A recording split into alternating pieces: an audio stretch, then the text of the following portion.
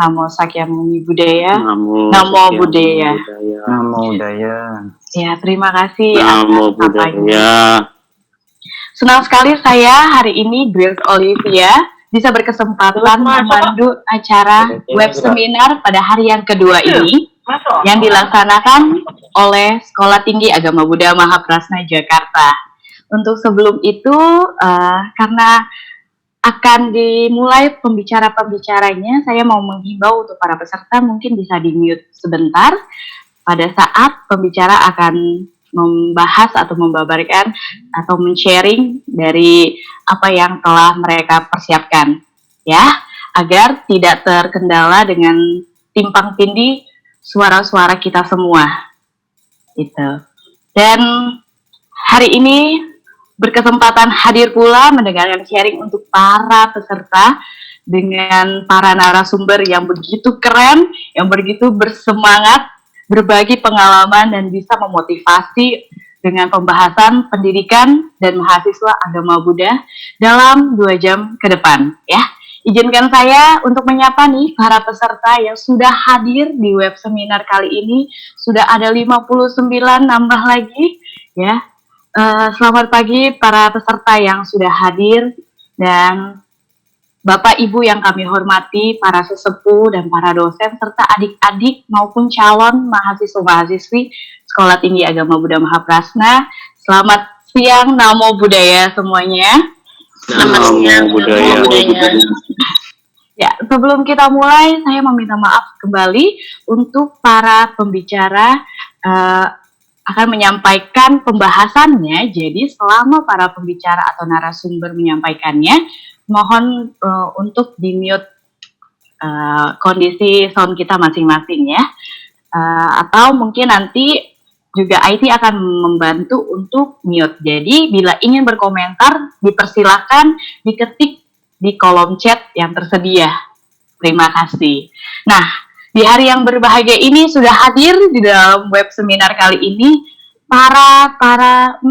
saya bilang ini 3 jagoan keren nih, karena saya yang paling cantik di sini. Tidak bercanda.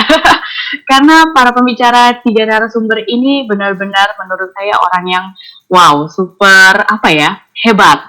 Karena banyak pengalaman-pengalaman mereka yang mungkin bisa kita tarik, kita bisa ambil juga positif-positifnya. Nah, izinkan saya untuk membacakan profil dari para narasumber hari ini, ya. Saya akan share untuk PowerPoint ini sebentar.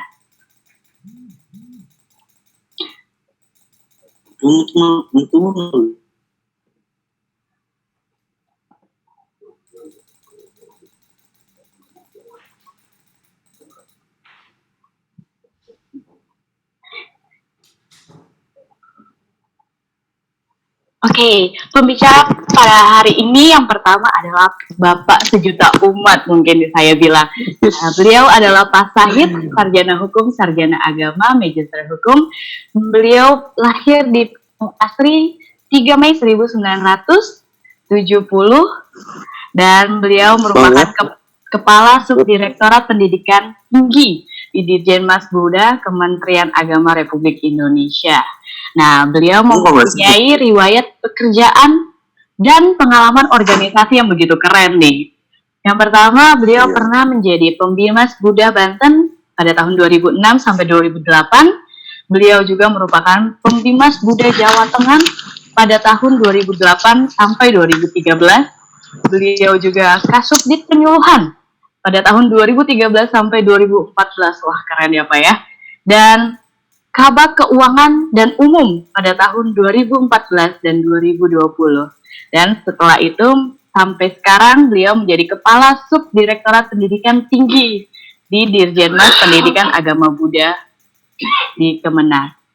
Ya, mari kita sambut dengan begitu meriah, berikan tepuk tangan, walaupun tidak ada suara tidak apa-apa. Kita sambut Bapak Sahid. Silakan Pak, waktu dan tempat. Terima kasih Mbak Kris atas waktu dan kesempatan. Terima kasih kepada Su Santi yang memberi kesempatan untuk bisa sharing secara daring di Sekolah Tinggi Agama Buddha Mahaprasna Jakarta. Baik, terima kasih atas perkenalan tadi. Saya diminta oleh Suhu melalui Pak Andika untuk menyampaikan hal-hal yang terkait dengan pendidikan tinggi keagamaan Buddha di Indonesia. Saya dikasih waktu hanya setengah jam ya, mudah-mudahan nanti bisa memberikan pencerahan apa yang bisa saya sampaikan. Baik, Mbak Kris, perlu kita ketahui bahwa tiap warga negara Indonesia berhak mendapatkan pengajaran yang layak. Hak tersebut tercantum dalam pasal 31 ayat 1 Undang-Undang Dasar 1945. Sebagai wujud pemenuhan hak dasar tersebut, pemerintah serta pemerintah daerah termasuk masyarakat memiliki kewajiban untuk menyediakan layanan dan jaminan atas terselenggaranya pendidikan yang bermutu bagi setiap warga negara tanpa diskriminasi. Nah, berdasarkan survei Pusat Data dan Statistik Pendidikan bahwa pada tahun ajaran 2017-2018 terdapat 104.000 lebih ya siswa SMA, SMK putus sekolah. Nah, kalau yang survei terbaru saya belum mendapat karena saya hanya dapat itu.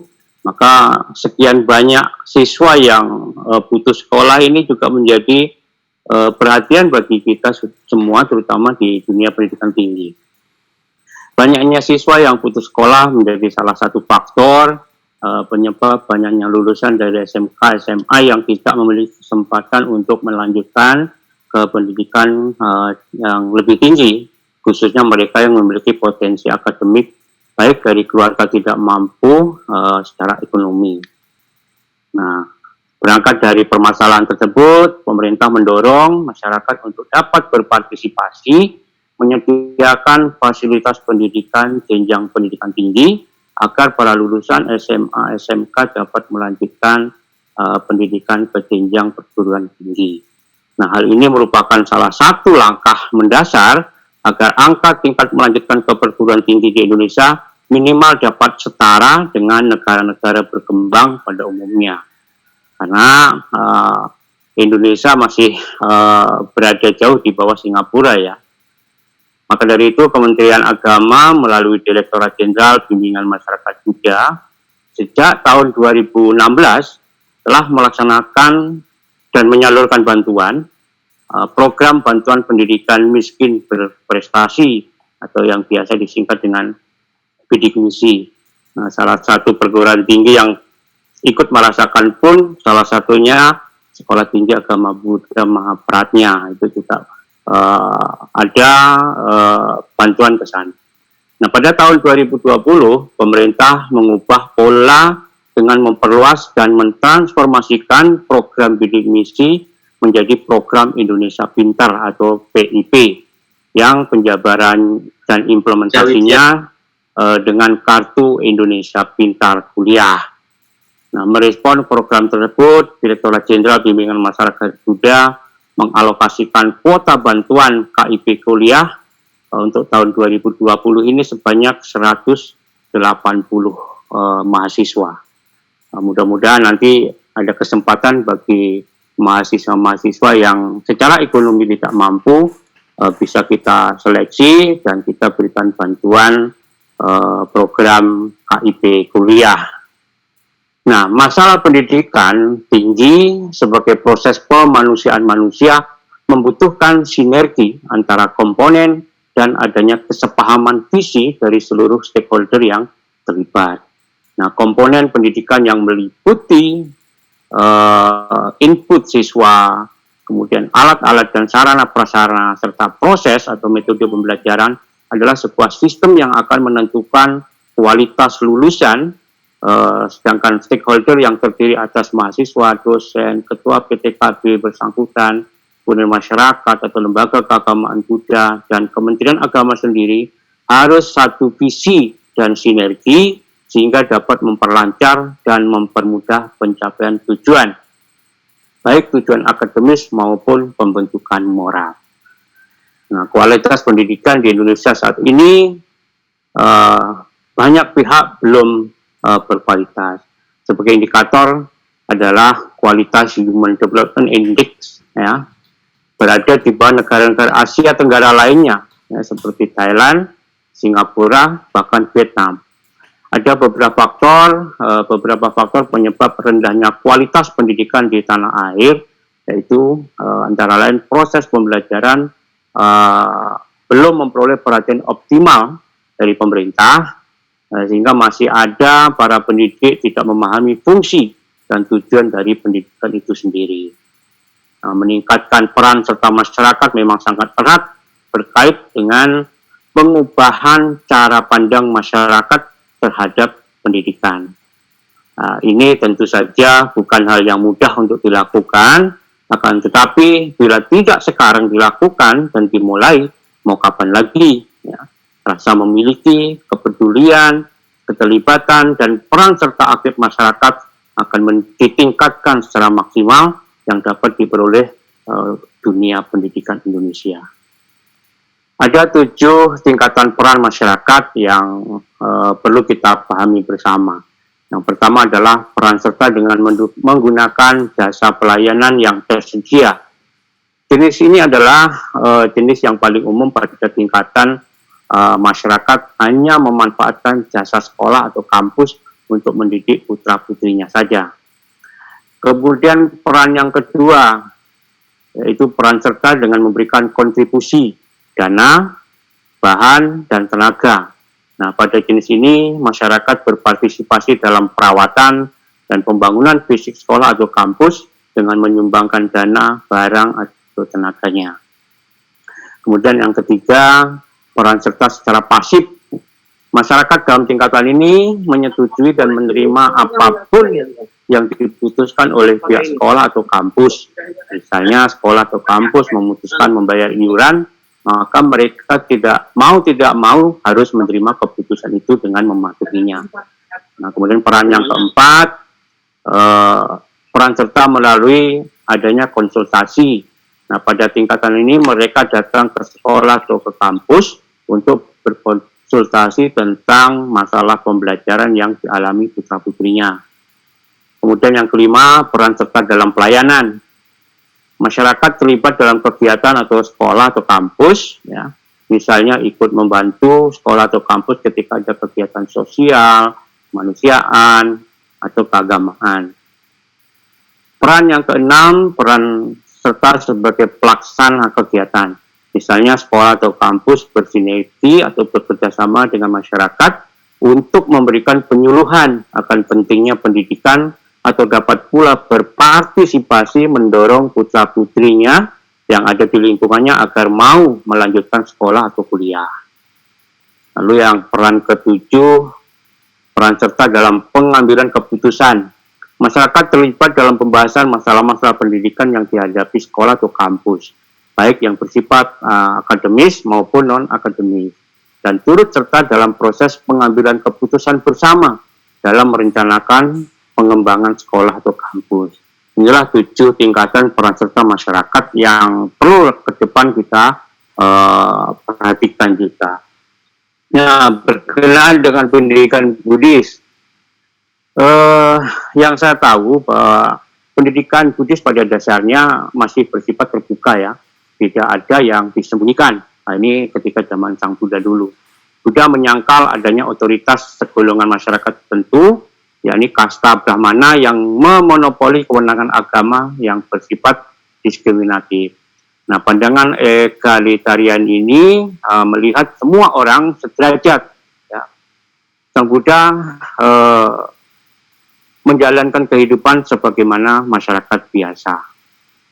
Nah, membentuk suatu struktur monastik yang dinamakan Sangha, menampung murid dari berbagai golongan masyarakat.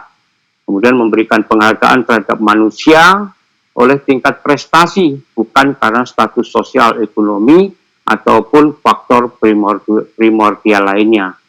Nah, sifat misionaris agama Buddha bersumber dari amanat Sang Bhagawa kepada 60 siswa yang telah menjadi arahat, yang dinyatakan para biku pergilah mengembara demi kebaikan orang banyak, membawa kebahagiaan bagi orang banyak atas dasar kasih sayang terhadap dunia, untuk kesejahteraan, keselamatan, dan kebahagiaan para dewa dan manusia. Inilah yang menjadi landasan pendidikan agama Buddha di era zaman Sang Buddha dulu. Lalu masalah sentral dalam pandangan agama Buddha adalah penderitaan manusia. Penderitaan bersumber pada keinginan yang rendah atau tanha. Keinginan sendiri timbul tergantung pada faktor lain yang mendahulunya. Dalam rumus rangkaian sebab akibat yang saling bergantungan, Buddha menempatkan di urutan pertama adalah kebodohan atau awijja. Nah, yang lebih buruk dari semua noda itu adalah kebodohan. Sebagaimana dinyatakan dalam Dhammapada, para biku, singkirkan noda ini dan jadilah orang yang tidak ternoda. Dhammapada 243. Nah, pendidikan Buddhis mengajarkan Anda bagaimana untuk memahami dan menguasai pikiran Anda, di mana banyak orang melewatkannya. Anak-anak butuh untuk memahami diri mereka sendiri terlebih dahulu dan mengetahui bagaimana untuk mengatasi emosi atau fluktuasi perasaan mereka sendiri sebelum mereka dapat memahami orang lain. Semua hal demikian harus ditanamkan ketika mereka muda, sedangkan hal-hal akademis dapat dipelajari kemudian di waktu kapan saja. Pengetahuan dasar dalam pendidikan Buddhism adalah ranah etika atau kemoralan. Pengembangan pengetahuan dasar harus berangkat dari pengendalian diri dengan substansi kemoralan. Proses pembelajaran merupakan bagian yang esensi dari kegiatan pembelajaran yang memiliki kualifikasi terstandar. Ini yang menjadi basic pendidikan atau pembelajaran dalam agama Buddha. Nah, dalam peraturan pemerintah nomor 19 tahun 2005, bagian kelima pasal 15 tentang standar proses, ada meliputi 3 hal.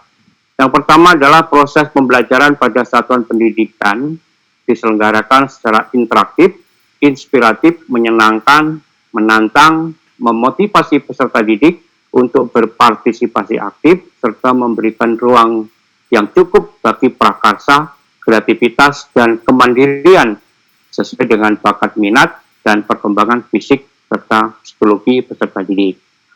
Pasal kedua, selain ketentuan sebagaimana dimaksud pada ayat 1, dalam proses pembelajaran pendidik memberikan keteladanan. Ini faktor keteladanan ini juga menjadi hal yang utama.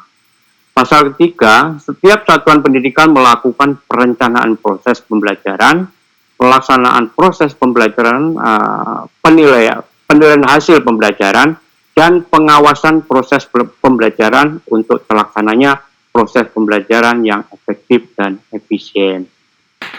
Nah, mengacu pada peraturan pemerintah tersebut, maka upaya mengaplikasikan sistem pendidikan pada ranah umum dan khususnya sistem pendidikan Buddhis dibutuhkan sistem pembelajaran Buddhis yang terintegrasi.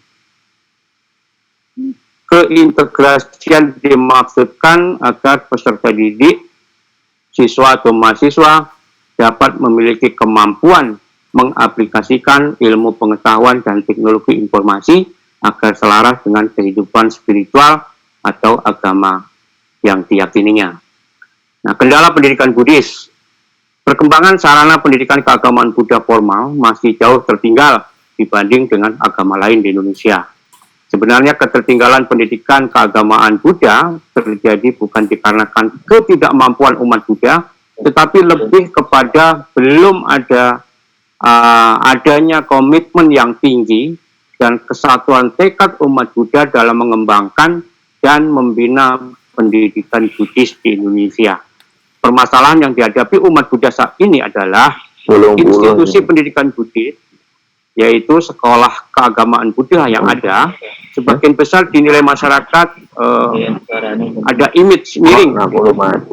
Karena dari segi kualitas dapat dikatakan tidak bermutu, baik dari segi SDM, sarana prasarana, program studi, dan outputnya. Nah, penyebab berkurangnya mutu pendidikan Buddhis antara lain kurangnya menyadari arti kata pendidikan, kurangnya sumber daya manusia, kurangnya manajemen operasional, dan sekolah Buddhis kurang dikenal. Nah, kurang menyadari arti kata pendidikan yang dimaksud adalah sangat disayangkan para pemikir Buddhis, cendekiawan Buddhis, pengusaha Buddhis, para pandita, dan mohon maaf, sebagian besar ya mungkin anggota sangga yang sangat jarang melihat arti pentingnya pendidikan, dalam arti komitmen memikirkan dunia pendidikan. Padahal pendidikan keagamaan Buddha dapat menjadi tempat berkembangnya generasi penerus agama Buddha di masa yang akan datang. Jika tidak ingin agama Buddha punah di Indonesia. Ya. Menyadari perkembangannya, kualitas sumber daya manusia Buddhis akan menjadi tempat penanaman moral Buddhis yang mampu mempertahankan eksistensi agama Buddha.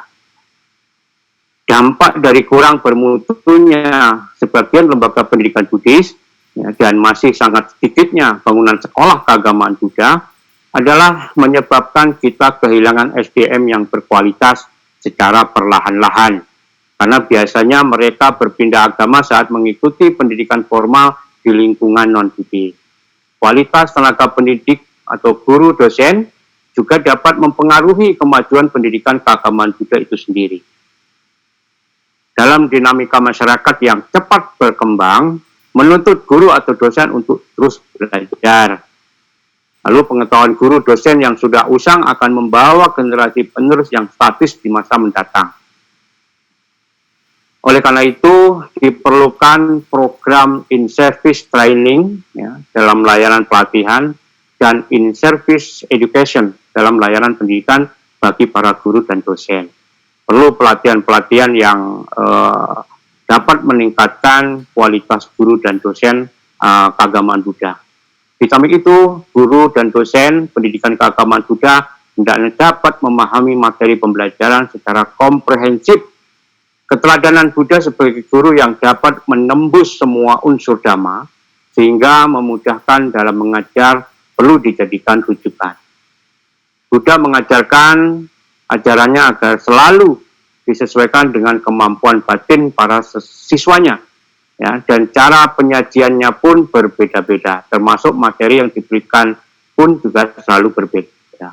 Dengan metode penyajian yang berbeda dan dengan materi yang terpilih, membuat para siswa dapat memahami ajaran pariyati yang kemudian mempraktekkan dalam kehidupan sehari-hari, pati-pati, dan pada akhirnya dapat merasakan atau hasil yang diperoleh dari pelaksanaan ajaran Pati Weda.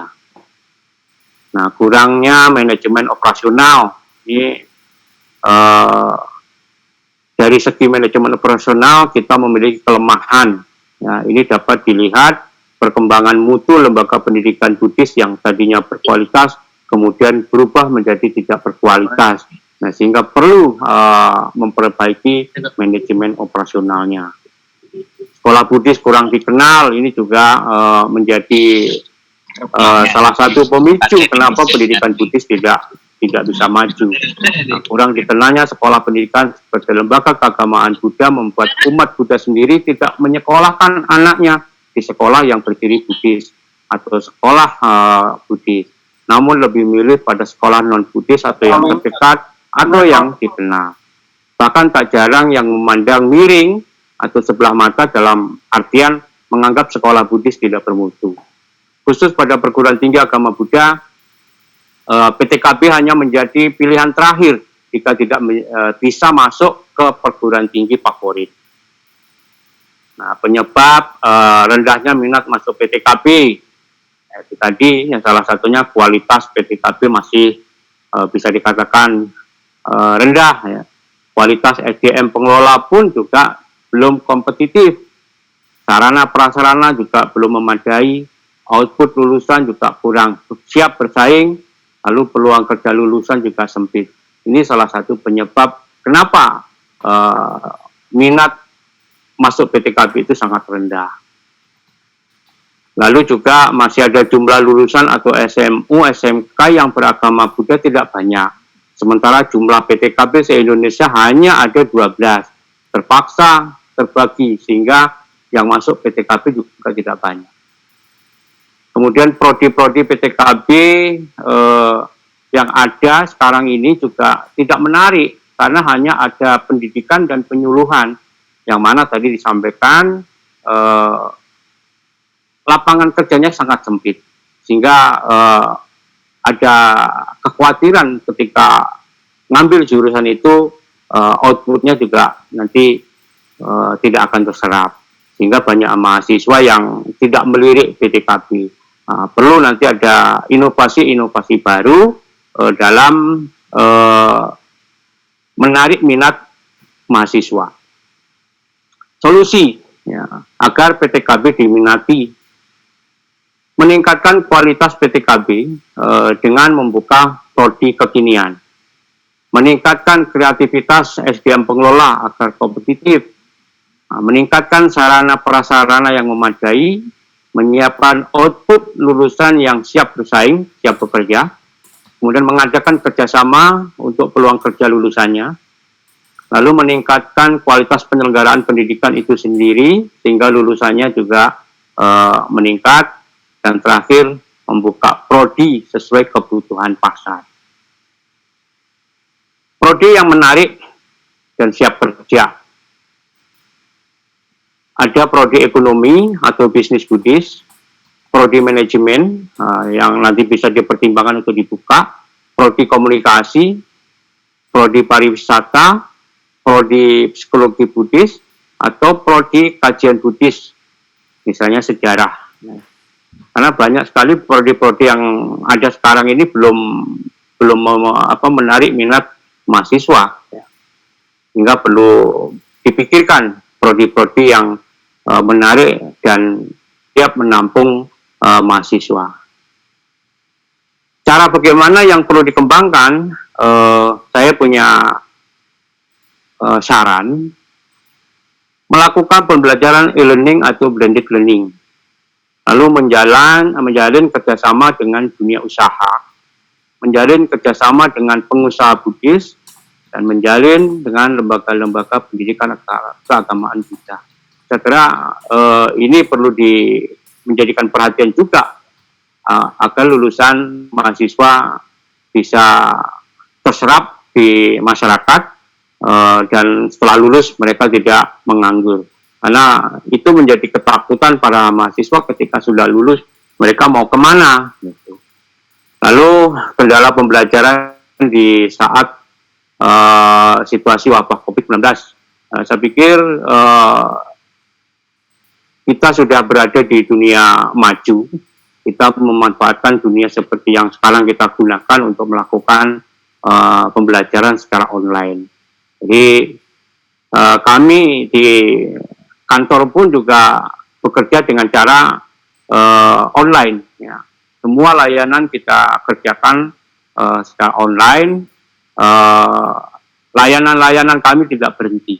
Termasuk perkuliahan pun seharusnya dapat dilaksanakan secara daring seperti ini. Saya kira itu bukan hal yang menjadi kendala untuk kita sebagai orang yang berkecimpung di dunia pendidikan menyelenggarakan pendidikan secara daring atau online. Saya kira itu yang bisa saya sampaikan. Mudah-mudahan nanti di diskusi selanjutnya kita bisa jabarkan lebih lanjut ketika diskusi dan masih ada waktu. Begitu Mbak Kris, terima kasih. Mohon maaf. Terima kasih Pak Said. Ya, saya bisa menarik kesimpulan atau juga membawakan garis besarnya untuk pembicaraan atau pembahasan dari Pak Said. Ya, ada beberapa langkah ya Pak untuk kemajuan pendidikan perguruan tinggi, ya salah satunya dari Kartu Pendidikan Indonesia Pintar ya. Ya. Betul.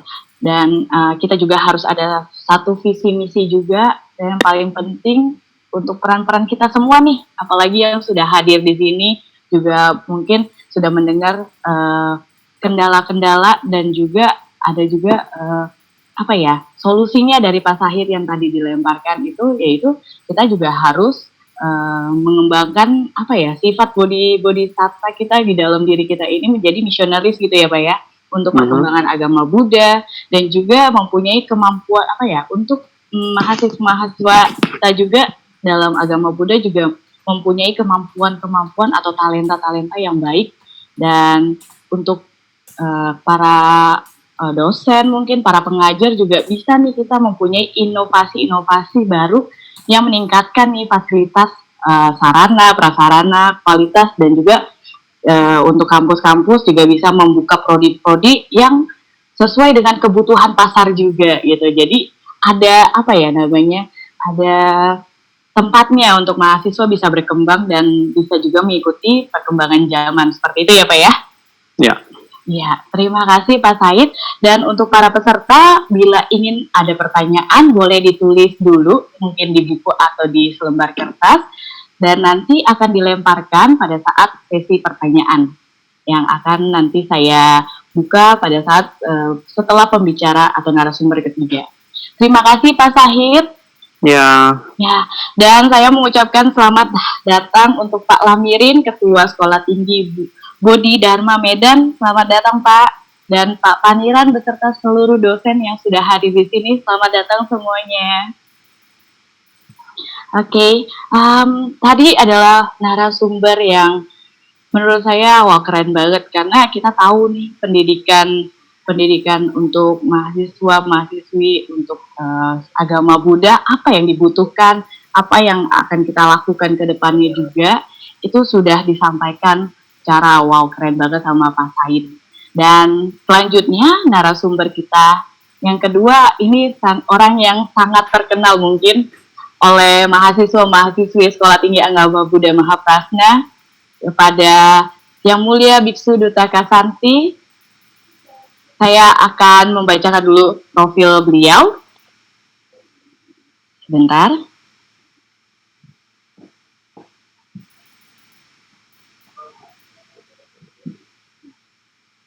Ya. Pembicara kita yang kedua, kita kenal dengan Suhu Chuanren. Bernama Suhu Duta Kasanti, Sarjana Agama, Bachelor of Arts, Magister Pendidikan Buddha.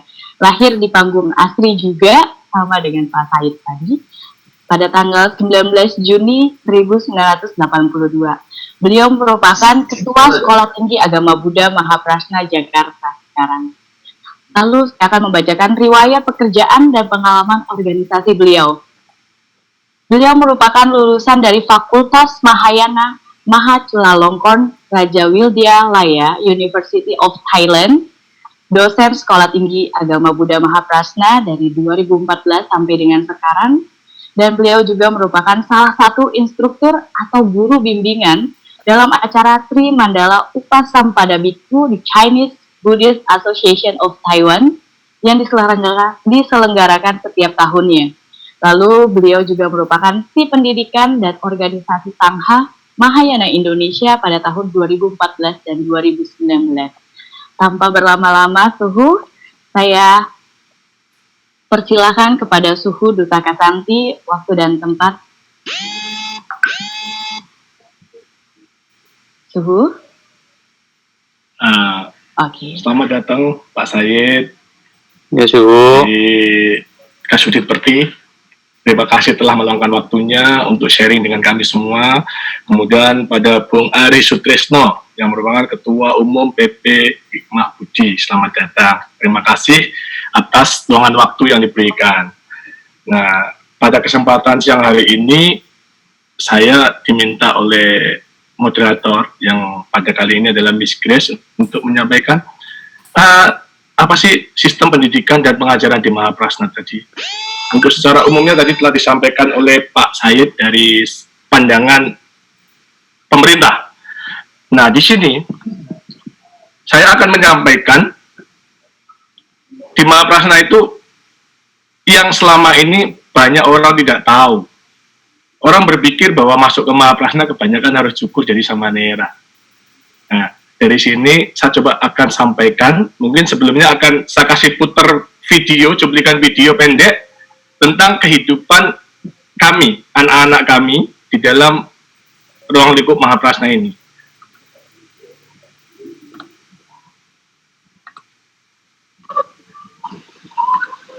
Mohon untuk para peserta semuanya agar mikrofonnya dimatikan, karena kalau enggak suaranya akan terganggu.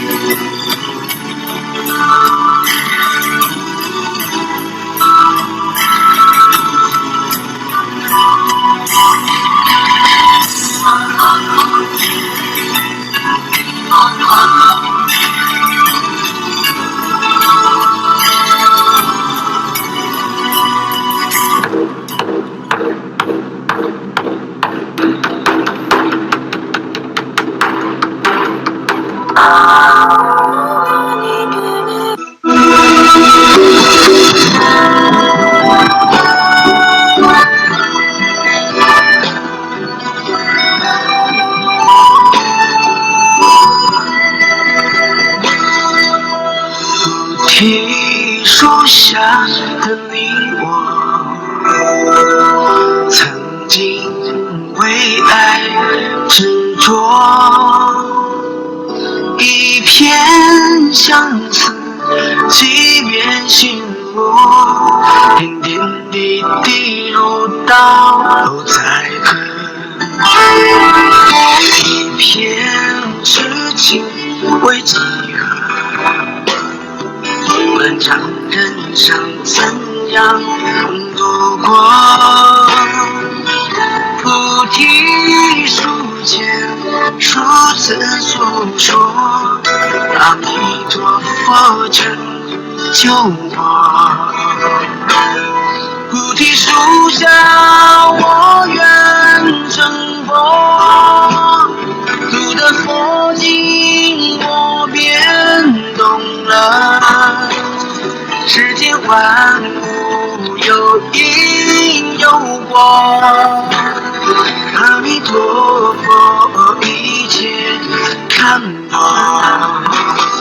菩提树下，我愿成佛，四大皆空，找到自我，把心平静才会快乐。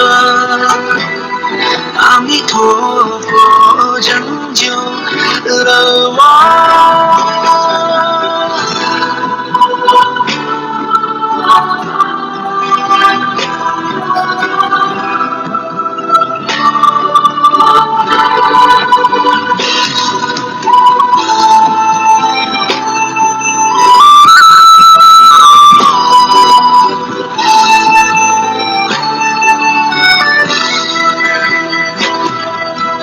一片痴情为几何，漫长人生怎样度过？菩提树前，如此诉说，阿弥陀佛拯救我。菩提树下，我愿成佛，读的佛经我便懂了。世间万物有因有果，阿弥陀佛一切看破。菩提树下，我愿成佛，四大皆空，找到自我，把心平静才会快乐。阿弥陀佛拯救了我。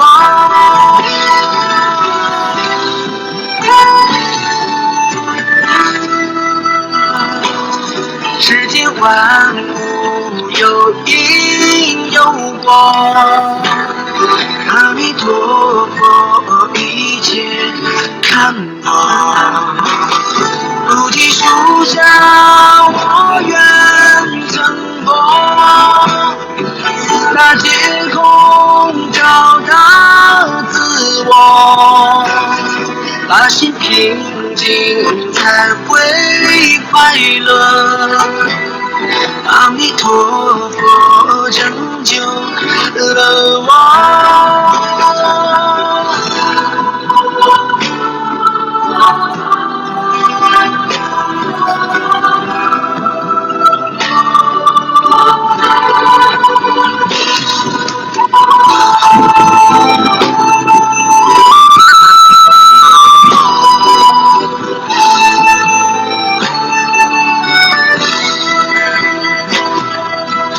一片痴情为几何，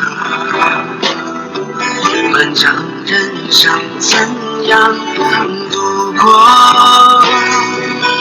菩提树前，如此诉说，阿弥陀佛拯救我。菩提树下，我愿成佛，读的佛经我便懂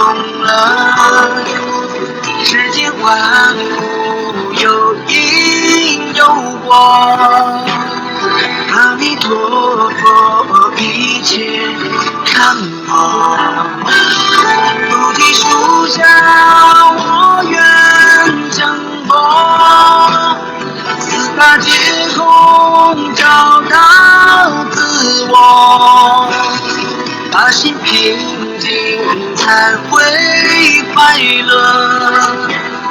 阿弥陀佛拯救了我。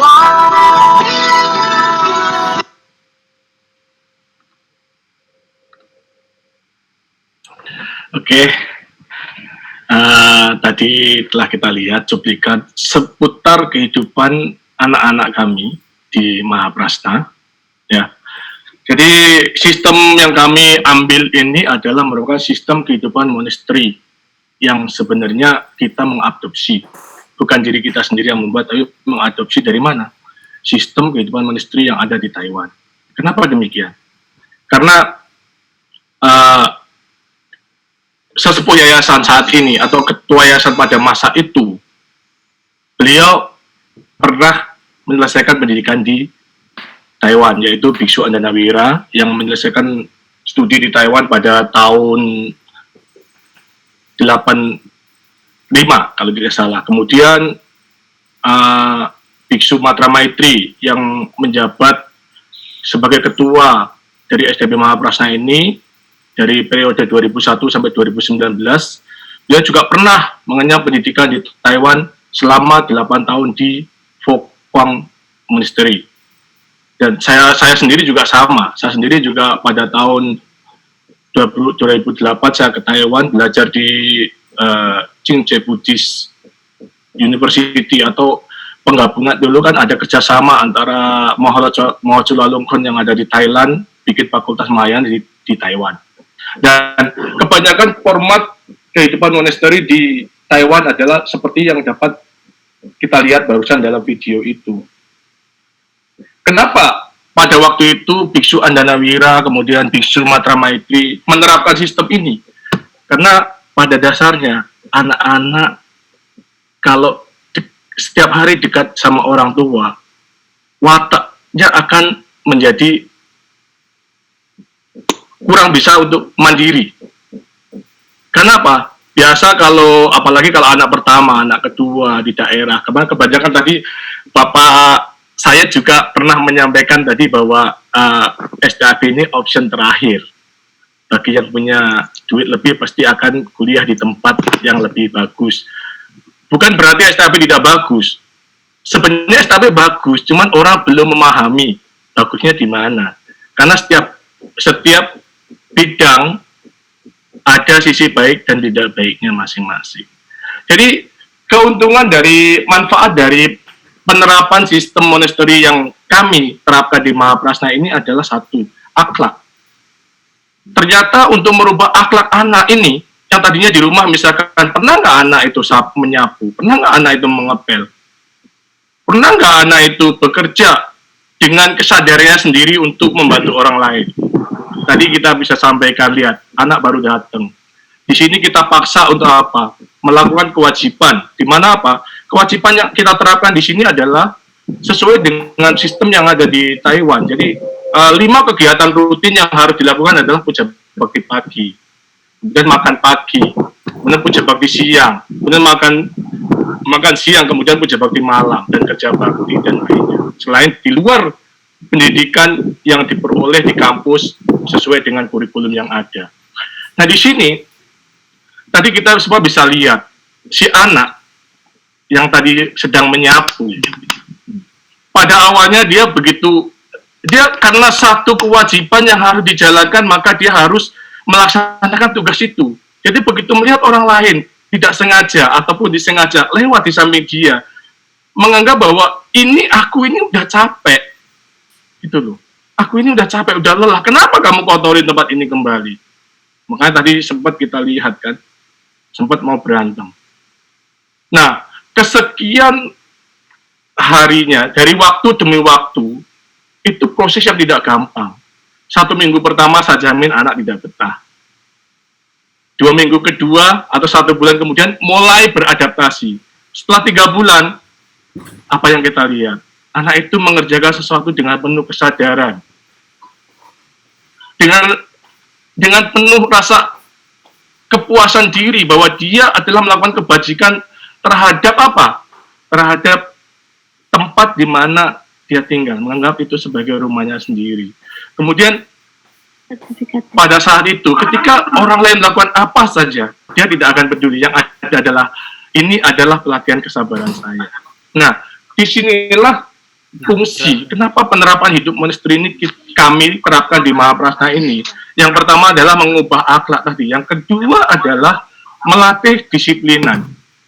Seperti sekarang kita banyak lihat di jalanan. Ketika ketemu lampu merah, coba. Orang yang penuh dengan kesadaran, dia akan mentaati sampai ketemu lampu hijau baru jalan kembali. Tapi ada sebagian orang, lampu kuning, malah makin kenceng. Di depan ada polisi. Ketika ditanya polisi, kamu ada lampu merah, kenapa kamu nggak berhenti? Ternyata dia bilang, karena yang saya lihat Bapak, tidak ada Bapak. Ternyata kedisiplinan itu akan muncul ketika ada sanksi. Nah, di sini bukan berarti nggak ada sanksi. Setiap anak yang tidak mematuhi peraturan yang ada di dalam Mahaprasna ini selalu mendapatkan sanksi. Dari sanksi-sanksi yang kami berikan itulah yang kemudian merubah watak menjadi disiplin dan lebih mempunyai moral yang tinggi. Kemudian target dari Mahaprasna sendiri terhadap lulusan dalam 5 tahun ke depan ini apa? Kami berusaha membekali siswa kami dalam bentuk akademik ataupun non-akademik, yang itu penilaiannya adalah bersifat objektif dari kami, dari pihak kampus. Kemudian output yang kami mau apa? Yaitu karya dan nilai. Nah, di sini karya dan nilai itu bisa berbentuk, karyanya adalah bisa berbentuk budi pekerti, mungkin dari segi intelektualitas, mungkin dari kesehatan jasmani dan rohaninya. Yang paling penting adalah bentuk kerjasama, teamwork. Kenapa? Di rumah semuanya mandiri, semuanya urusan gua, urusan saya sendiri, tidak pernah peduli sama orang lain. Tapi di sini kita bentuk anak itu dari 0 sampai 4 tahun, begitu lulus, rasa kebersamaan itu akan selalu ada. Dan selain itu juga ada tentang pelatihan kesenian dan keterampilan. Yang mana harapan kami ke depan, anak-anak lulusan dari STAB Mahaprasna ini dapat melanjutkan kembali ke jenjang pendidikan yang lebih tinggi atau bekerja. Kalaupun bekerja menjadi seorang karyawan atau bawahan, dia akan menjadi bawahan yang loyal, yang bertanggung jawab. Bahkan mungkin dalam bisnis, mereka akan siap. Karena di sini juga kita ada pelatihan-pelatihan, terutama di era sekarang nih, semuanya kita latih bagaimana membuat satu karya, bagaimana membuat tanaman hidroponik, bagaimana berjualan online. Kita selalu undang guru untuk melatih mereka. Jadi mereka begitu selesai kuliah dari sini, mereka akan punya satu bekal bahwa ternyata condro di muko, kalau istilah orang Jawanya. Di sini ini memang tempat pelatihan. Pada awalnya tidak menyenangkan, tapi pada akhirnya akan menjadi hal yang sangat mengembirakan. Kemudian sarana dan prasarana di STAB, tadi yang begitu lihat di Bapak Ibu semua lihat tadi di tampilan video itu adalah 3 tahun yang lalu. Kita dari waktu itu proses pembangunan aula lantai 5 untuk calon tempat wisuda, gitu kan. Nah, untuk selanjutnya kami akan terus berinovasi. Yang tadinya nggak punya gedung, numpang di sekolahan dasar kita, sekarang udah punya gedung sendiri. Bahkan yang terakhir ini, kita berusaha membangun satu asrama. Yang mana apa? Diperuntukkan untuk para biku atau samanera dan para mahasiswa. Jadi selama ini salah anggapan bahwa masuk ke Mahaprasna adalah wajib jadi samanera, ternyata tidak. Semuanya mendapat perlakuan yang sama. Kalau ingin lebih maju menjadi seorang samanera akan kami fasilitasi. Kalau hanya sebagai upasaka-upasika, monggo, kita akan bina dengan baik. Kemudian kegiatan apa saja yang kita lakukan selama pandemik ini? Seperti tadi Pak, saya juga sudah sampaikan melalui daring, kita juga sudah laksanakan Pak, begitu dari 18 Maret, begitu dinyatakan Indonesia terkontaminasi COVID-19, kami langsung mengarahkan kepada pengurus semua bahwa perkuliahan dialihkan dalam bentuk online melalui fasilitas Zoom meeting, Google Meet, atau Classroom, Classin, semua kita serahkan ke masing-masing dosen dengan aturan sesuai yang ada di dalam kurikulum. Kemudian dalam COVID ini juga, masa COVID ini kami juga melakukan turut serta dalam pengabdian masyarakat dalam bentuk bakti sosial yang kami laksanakan di seputar Cilincing sini, kemudian di daerah Tangerang, kemudian di daerah Bekasi, Cikarang, kemudian Kerawang dalam bentuk sembako. Walaupun jumlahnya tidak banyak, tapi sedikit banyak itu akan membantu umat-umat Buddha yang lagi butuh pada saat ini. Karena masalah sekarang ini, COVID ini tidak hanya menyentuh orang yang tidak mampu. Orang yang mampu pun terasakan imbasnya. Jadi kita semua berbagi. Untuk selanjutnya kami juga membagikan masker kepada orang tua murid, orang tua siswa kami yang berkuliah di sini. Semua orang tuanya kita kirimi masker. Satu keluarga kayaknya 1 lusin atau 2 lusin gitu. Pokoknya setiap rumah kita kirim melalui paket atau dititipkan sama orang lain. Yang pasti itu udah sampai ke orang tua masing-masing. Kemudian kami juga membuat suatu bilik disinfektan. Yang mana setiap orang yang masuk ke lokasi asrama dari STB Mahaprasna wajib untuk masuk bilik itu. Selain untuk diri sendiri, kami juga buat untuk beberapa wihara di Jabodetabek ini. Kemudian yang selanjutnya adalah turut seminggu sekali atau 2 hari sekali anak-anak ini bergiliran itu memberikan menyemprotkan disinfektan atau fogging atau apa itu dilakukan secara mandiri yang dikelola oleh Badan Eksekutif Mahasiswa daripada Mahaprasna ini. Kemudian sampai saat ini alumni kami, Pak, di seluruh Indonesia itu dari tahun 2003 mulai mewisuda sampai 2019 ini sekitar 1.270, yang mana rekam jejak mereka semua berada di seluruh wilayah NKRI. Kemudian untuk alumni, karena ini diminta dari moderator untuk membahas bahwa gimana alumni kita nih Suhu. Nah, ini alumni kita saat ini yang sudah dibentuk kepengurusnya selama ini baru DKI, Pak. Tapi untuk wilayah-wilayah lain seperti Kalimantan Tengah, Bandar Lampung, Jawa Barat, Banten itu orangnya udah siap, tapi SK-nya belum diterbitkan. Gitu, Pak. Terus mungkin itu yang dapat saya sampaikan. Nanti saya akan kasih lihat video cuplikan tentang apa foto-foto dokumentasi baksos kami lah gitu. Paling 1 menit saja. Habis itu waktu saya kembalikan ke moderator.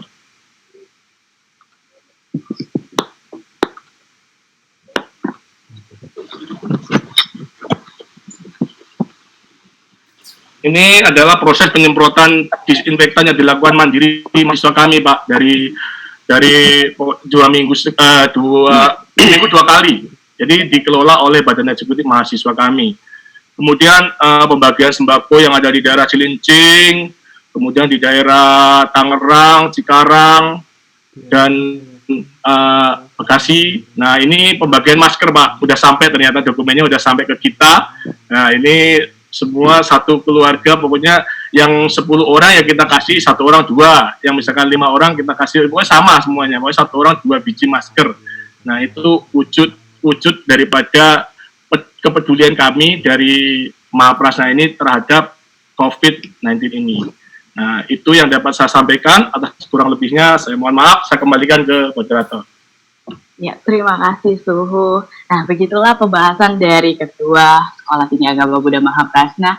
Begitu banyak yang tadi saya lihat juga ada yang komentar pada saat penyalahan video tadi, Suhu. Ada yang kangen juga sama asrama-asrama kita ya. Begitulah dengan perkembangan zaman, Mahaprasna juga mengikuti perkembangan zaman itu juga dengan menyediakan fasilitas-fasilitas atau sarana, prasarana, dan kegiatan-kegiatan yang bisa memberikan edukasi untuk mahasiswa-mahasiswi Sekolah Tinggi Agama Buddha Mahaprasna. Jadi tidak ada tuh yang namanya, Mahaprasna gimana ya, mungkin orang belum mengenal lebih dalam. Benar kata Suhu, pasti ada pengalaman yang tidak terlupakan di dalam Sekolah Tinggi Mahaprasna ini. Terima kasih kepada Suhu dan terima kasih juga kepada para peserta. Untuk pertanyaan-pertanyaan boleh dilemparkan di kolom chat, nanti saya akan kutip juga, dan nanti pada saat sesi pertanyaan dibuka saya akan memberikan pemberian dari pertanyaan-pertanyaan peserta. Lalu selanjutnya narasumber ketiga kita ini, wah ini luar biasa sekali juga nih, nggak kalah sama Pak Said dan Suhu juga nih. Beliau adalah seorang saya bilang Mas Ketum ya, Mas Ketua Umum, benar ya, Mas Ketum ini. Karena kenapa Mas Ketum? Karena dia masih muda juga, sama seperti saya juga dan para peserta mungkin yang berbahagia hari ini juga merasa semangat juga. Beliau adalah seorang pemuda yang menurut saya wow, luar biasa pengalamannya juga, dan kita juga semoga mendapatkan motivasi dari sharing-sharing beliau. Saya akan memberikan atau membacakan profil dari beliau ini. Sebentar ya.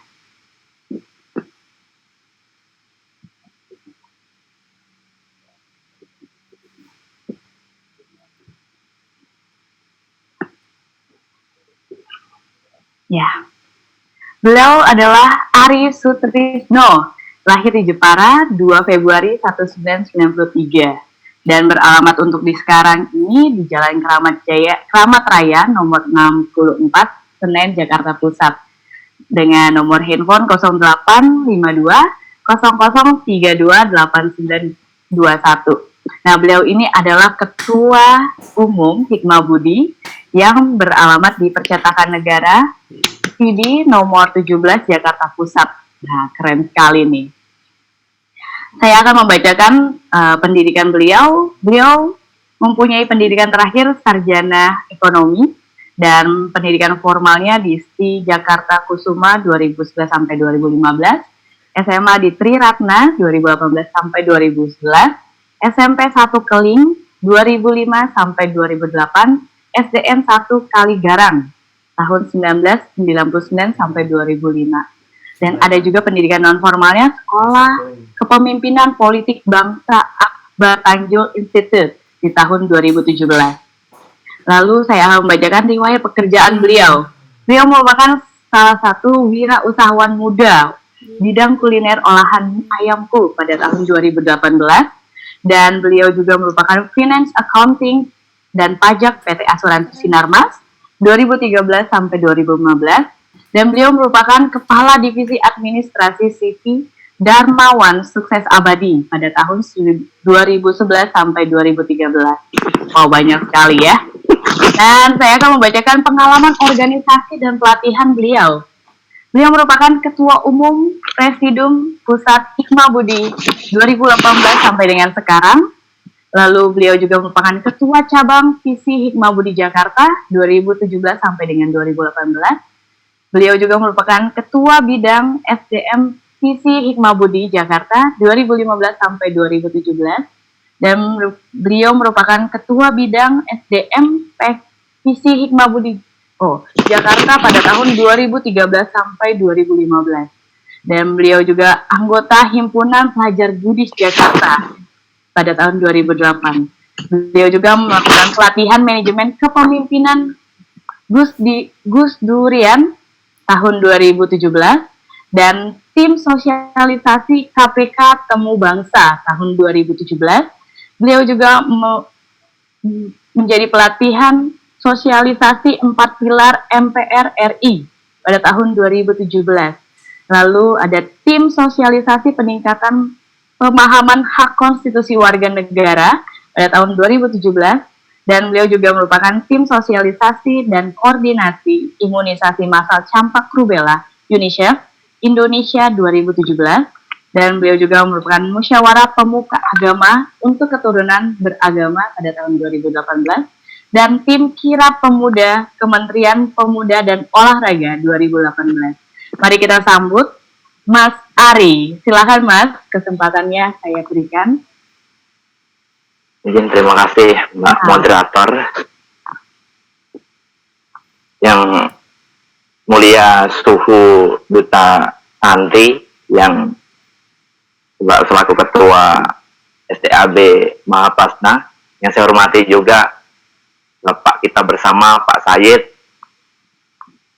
yang saya hormati dan saya banggakan semua para hadirin dan peserta diskusi pada sore hari ini.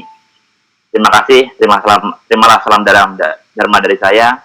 Namo Buddhaya, Omitopo. Namo Buddhaya.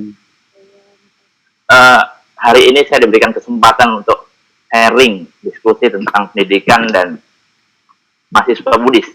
Nah, sebelum saya menyampaikan bahwa tadi sebelumnya sudah disampaikan oleh para narasumber sebelumnya, dan saya rasa sudah lengkap. Saya hanya menambahkan sedikit tentang apa yang menjadi pemikiran saya sedikit.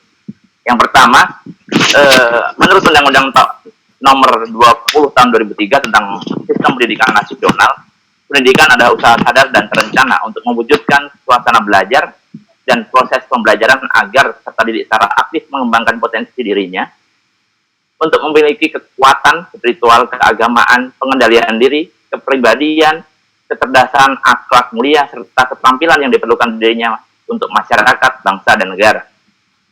Nah, menurut Kamus Bahasa Indonesia, pendidikan berasal dari kata didik lalu mendapat awalan yang berarti mendidik. Artinya, memelihara dan memberi latihan pendidikan merupakan salah satu alat dalam kehidupan manusia yang diyakini sebagai penakluk dunia. Dan juga, pendidikan dapat membuat manusia berharga dalam melakukan kegiatan yang berhubungan dengan dunia. Hakikat pendidikan adalah mencerdaskan kehidupan bangsa, sesuai dengan yang disampaikan Pak saya tadi bahwa Undang-Undang tahun 1945 menyatakan pendidikan adalah untuk bertujuan mencerdaskan kehidupan bangsa. Sejauh ini, pendidikan diyakini sebagai alat ampuh yang mampu memberikan identitas dan memberikan karakter bagi setiap individu dalam kehidupan berbangsa dan bernegara. Kemudian setelah proklamasi NKRI pasal 31 Undang-Undang 1945, negara menjamin warga negara menjadi subjek dalam proses pendidikan dan pendidikan sebagai medium untuk mencerdaskan kehidupan bangsa untuk memajukan kebudayaan nasional. Nah, tantangan saat ini bagi kita mahasiswa sebagai kaum terdidik dan saya rasa juga semua yang ada hadir pada kesempatan kali ini, saya merasakan bahwa pendidikan di Indonesia hari ini terus berproses hingga kini tiba pada suatu masa di mana seluruh dunia telah terkunci oleh virus corona yang menjelma menjadi pandemi yang sedang terjadi saat ini. Tidak hanya pendidikan, pandemi COVID juga mempengaruhi berbagai sektor kehidupan bermasyarakat. Antara lain kerja dan sebagainya. Dan saat ini hampir semua kegiatan merubah metode tatap muka menjadi lewat dunia maya seperti yang kita lakukan bersama-sama di hari ini dengan menggunakan aplikasi berupa Zoom, salah satunya yang kita bisa gunakan. Nah, menjadi tantangan berikutnya bagi mahasiswa adalah bagaimana menerapkan Tridharma perguruan tinggi. Saya rasa mahasiswa mahasiswa dan teman-teman terpelajar yang ikut diskusi kali ini memahami apa itu Tridharma perguruan tinggi. Yang pertama tentang pendidikan dan pengajaran. Hal ini sangat penting dalam suatu proses belajar pada institusi pendidikan dimanapun itu berada. Di Indonesia sendiri, Undang-Undang Pendidikan Tinggi menjelaskan tentang arti pendidikan. Tanpa proses belajar yang baik, tentunya SDM unggul dan berkualitas akan minim dihasilkan. Dan tentunya akan berefek pada proses pembangunan bangsa dan negara ini. Orang-orang hebat yang mengelola dan memberikan dampak kemajuan bagi Indonesia tentu saja berawal dari proses belajar yang baik di perguruan tinggi, di universitas, dan lain-lain. Yang kedua tentang penelitian dan pengembangan. Mahasiswa perguruan tinggi pada umumnya adalah orang-orang yang terdidik di kampus dan terbiasa untuk membuat penelitian, membuat laporan, melaksanakan tugas sesuai dengan ilmu yang dipahaminya, bukan hanya asal-asalan atau sekedar mengikuti kebiasaan saja. Mahasiswa dan kultur kampus yang berbasis pada penelitian dan pengembangan akan menghasilkan SDM yang cerdas, kritis, kreatif, dan tentu tidak sekedar bekerja ketika nanti berada di lapangan karirnya. Karena tujuan hampir semua mahasiswa, pelajar, dan sebagainya tujuan telah menempuh kehidupan di kampus yaitu mungkin bekerja atau bikin usaha untuk bekerja orang-orang lain. Untuk itu kedepannya, untuk menjadi agent of change sebagai mahasiswa, pemimpin masa depan yang mampu memecahkan masalah serta orang-orang penuh keahlian yang memberikan solusi atau berbagai masalah. Itulah mahasiswa. Terus yang ketiga, bagaimana pengabdian kepada masyarakat. Tugas terakhir sebagai mahasiswa setelah menempuh pendidikan adalah pengabdian kepada masyarakat, bangsa, dan negara. Tentunya kalau kita sebagai umat Buddha ada tambahan kepada Dharma, kepada ajaran Buddha sendiri. Nah, disinilah mahasiswa harus mengaplikasikan ilmu hasil belajarnya. Di perguruan tinggi, mahasiswa sudah diajarkan sedikit tentang bagaimana pengabdian itu, salah satunya dengan kegiatan PKL, praktik kerja lapangan yang saya rasa teman-teman di STAP Mahasiswa juga melakukan itu, atau KKN mungkin yang disebutnya. Nah, tanpa jiwa dan semangat pengabdian kepada masyarakat, tentu saja tidak akan ada artinya kegiatan-kegiatan seperti itu. Mahasiswa hanya menjadi cikal bakal manusia yang egois dan tidak peduli terhadap masyarakat. Tentu bukan sesuatu yang baik, di mana mahasiswa adalah harapan besar komunitas, bangsa, dan negara, dan diharapkan mampu tumbuh, berkembang, dan menjadi harapan di masa depan kemudian. Nah, mahasiswa dengan kecerdasan daya kritik dan daya kritisnya yang dimiliki, saya yakin para mahasiswa STAB Mahasiswa tentunya dapat terus membaca realitas sosial masyarakat dan mampu menerjemahkan dalam pergerakannya, dalam kehidupan sehari-hari. Nah, tadi disaksikan bersama sebagai contoh adalah bagaimana peran mahasiswa untuk membantu saudara-saudara kita yang terdampak oleh pandemi COVID-19 ini. Salah satunya pembagian masker, sembako, dan sebagainya. Nah, sebagai bagian dari elemen bangsa, tentu mahasiswa harus memiliki tanggung jawab moral untuk terlibat dalam perubahan negara yang lebih baik. Setiap pada tujuan gerakan atau tridharma perguruan tinggi tadi yang saya sebutkan, untuk memperjuangkan kepentingan bersama. Bukan keegoisan yang mementingkan diri sendiri sebagai mahasiswa, yang penting saya bahagia tapi tidak dengan orang lain. Ingat bahwa kita sering mengucapkan bahwa semoga semua makhluk berbahagia. Nah, ini adalah kunci bagaimana kita menerjemahkan bahasa ini, tidak hanya untuk sebagai kata-kata, tetapi bagaimana menerjemahkan bahasa ini untuk kehidupan bermasyarakat. Selanjutnya, di tengah kondisi bangsa yang sedang mendapatkan musibah ini, kita harus menentukan langkah besar sebagai mahasiswa. Bagaimana kita mencapai visi misi kita bersama sebagai mahasiswa, tentunya yang belum sepenuhnya tercapai pada hari ini. Nah, transformasi kebijakan yang fleksibel dan sesuai dengan kondisi saat ini, dan mengubah pola-pola pikir kita sebagai mahasiswa, sebagai kaum intelektual, sebagai kaum cendekiawan, sebagai social control dan sebagainya, itu untuk bagaimana kita kalau mendapatkan itu, kita dapat menjadi mahasiswa seutuhnya, terus berjuang dan tentu mengabdi bagi komunitas kita, bagi masyarakat kita, bagi saudara-saudara kita, bagi bangsa, dan tentu untuk negara ini. Karena kita ingat bahwa kita sebagai umat Buddha yang lahir di Indonesia, kita menggunakan negara ini sebagai lahir kita, juga kita harus mengabdi dan punya tanggung jawab moral terhadap itu semua. Terus apa yang harus kita lakukan di tengah pandemi ini?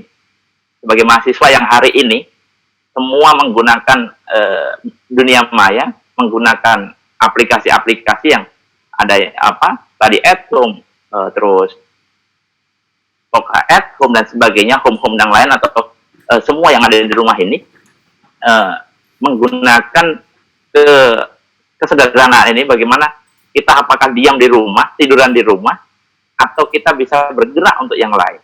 Nah, ini adalah momentum, sebenarnya ini momentum bagi kita semua, bagi kita mahasiswa, bagaimana memikirkan bangsa ini, memikirkan masyarakat, memikirkan komunitas kita secara bersama-sama. Tidak hanya di rumah menikmati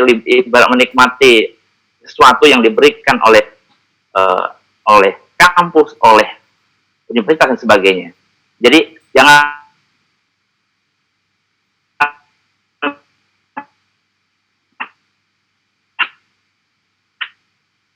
Halo Mas Ari, putus-putus suaranya mungkin. Berkutat pada aksen kita, walaupun di rumah, tapi bagaimana pemikiran kita. Oh, dengar? Ya? Sudah. Oke. Maaf, tadi ada yang telepon soalnya. Oke. Terus selanjutnya, tadi sampai mana? Mahasiswa yang hari ini pada hakikatnya adalah aspek penting, bagian daripada proses perubahan bangsa. Perubahan segala macam ada di mahasiswa, jadi mahasiswa. Saya, ya teman-teman yang mahasiswa, dan saya rasa semua kaum terpelajar ini, hakikatnya adalah bagaimana kita merubah diri kita untuk membagikan ilmu-ilmu yang kita dapat di kampus, di universitas, atau di jenjang pendidikan untuk bermanfaat bagi masyarakat lainnya. Selanjutnya, mahasiswa tentunya memiliki banyak peran, yang satunya yang tadi saya sebutkan sebagai agent of change. Agen of change tersebut memiliki pengertian sebagai orang-orang yang bertindak sebagai katalis atau pemicu pergerakan terjadinya perubahan, tapi tentunya perubahan yang lebih baik, ke aspek yang lebih baik, aspek yang positif. Dan tak kalah pentingnya, mahasiswa juga berperan sebagai penyambung lidah rakyat. Seharusnya mahasiswa mampu memperhatikan kehidupan masyarakat banyak, rela membela kepentingan masyarakat banyak, tidak hanya egois pada diri kita sendiri, tidak hanya egois pada golongan kita sendiri, tapi untuk semuanya. Nah, yang ingin saya sampaikan bahwa karena saya seorang organisasi, saya menyampaikan bahwa mahasiswa menurut saya harus sedikit kurangnya harus mengikuti organisasi. Kenapa? Karena organisasi merupakan wadah yang penting untuk mahasiswa. Dari suatu organisasi ini dapat mampu memberikan perubahan signifikan terhadap wawasan, terus pengetahuan, cara berpikir, mengasah soft skill, memadai minat-minat, dan mempertajam bakat-bakat kepemimpinan, dan tentu mahasiswa ini akan mendapatkan sesuatu yang lebih daripada hanya berkutat dengan dunia kampusnya. Terus bagaimana kita diajarkan di organisasi, bagaimana kita bersosialisasi dengan masyarakat luas. Dan tentunya itu saya rasa tidak semua bangku perkuliahan mengajarkan itu. Nah, di organisasi itu sendiri dapat melahirkan aktivis atau kawan-kawan, ya aktivis kita sebutnya. Aktivis itu sendiri memiliki banyak keunggulan ketimbang mahasiswa yang hanya, hanya menjadi mahasiswa seutuhnya, misalnya menjadi kupu-kupu. Kuliah pulang, dan sebagainya. Nah, bagaimana mengubah pola pikir kita sebagai mahasiswa untuk terus bergerak, untuk terus mengasah diri, untuk terus menjaga sikap kritis kita sebagai mahasiswa, untuk memperluas dan menambah wawasan kita sebagai manusia. Tapi realitasnya sebagian besar mahasiswa sendiri bisa dikatakan sebagai kaum terdidik yang hidup dalam komunitas masyarakat masih belum menjadi agen perubahan. Sebagian besar mahasiswa masih belum bisa menyadari perannya untuk masyarakat, perannya untuk dharma, perannya untuk komunitas, bangsa, dan negara. Kebanyakan mahasiswa hanya berkutat dengan pendidikannya. Tidak semua, dan saya yakin STAB Mapratnya ya mahasiswa-mahasiswa yang mementingkan tidak hanya diri sendiri, tapi mementingkan kepentingan orang banyak. Nah, ya semoga diskusi ini nanti menjadi titik awal kita bersama menjadi mahasiswa yang jauh lebih baik dibanding sebelumnya. Nah, flashback sedikit bahwa hal-hal perubahan kita bisa lihat dari tahun 1908. 1908 hari apa ya? Lahirnya organisasi pemuda pertama. Setelah itu disusul 1928 dan sampai dengan masa reformasi semua agennya adalah mahasiswa. Maka dari itu kita sebagai mahasiswa mari bersama-sama bergandengan tangan, saling bersinergi antara mahasiswa lainnya, tidak hanya berkutat dalam satu kampus, tapi bagaimana kita bisa menjaring, kita bisa berkomunikasi dengan mahasiswa-mahasiswa lainnya untuk mengabdikan diri kita untuk dharma. Dan mungkin itu yang saya dapat sampaikan. Nanti kalau sharing dan sebagainya bisa selanjutnya setelah ini akan saya berikan kepada moderator. Terima kasih karena nggak banyak yang bisa saya sampaikan karena sudah disampaikan oleh Pak Said dan Suku tadi. Jadi saya hanya menambahkan sedikit. Nanti kalau ada kurang dan sebagainya bisa ditanyakan. Terima kasih. Salam Namo Buddhaya, Omitoku. Terima kasih. Ya, terima kasih Mas Ari. Wow, begitu luar biasa sekali ya. Saya bisa menarik kesimpulan bahwa dari paparan dari Mas Ari juga kita harus menerapkan tridharma ya dalam perguruan tinggi ini dengan SDM agar berdampak bagi perkembangan bangsa ya. Dan mahasiswa juga harus mempunyai pengaplikasian ilmu pembelajaran nih dengan PPL, KKN dan segala macamnya. Lalu juga bisa terjun langsung dengan satu visi misi dengan pengabdian yang bertanggung jawab nih. Walaupun ya ada stay at home, tapi kita juga bisa menjadi mahasiswa yang berproduktif nih. Tidak menjadi mahasiswa yang non produktif karena ada stay at home ini, jadi kita ya udahlah jadi kayak agen-agen rebahan gitu ya. Jadi harus ada pola mindset positif dan berperan juga sebagai agent of change. Benar kata Mas Ari tadi, agent of change itu berarti mahasiswa ini kan pola pikirnya bisa berkembang, tapi jangan cuma berkembang di pola pikir, tapi juga bertindak juga. Makanya kita atau Mas Ari juga bisa menyampaikan agent of change. Jadi ada pergantian atau perubahan di salah satu mahasiswa untuk bangsa ini gitu. Oke, terima kasih Mas Ari untuk paparan dari paparannya. Oke, saya sudah mencatat beberapa dari pertanyaannya. Bisa dilemparkan di kolom chat, gitu. Dan wow, sudah benar-benar banyak sekali pertanyaan dan panjang-panjang juga yang saya baca juga dari tadi. Teman-teman atau para peserta masih semangat kan ya semuanya ya?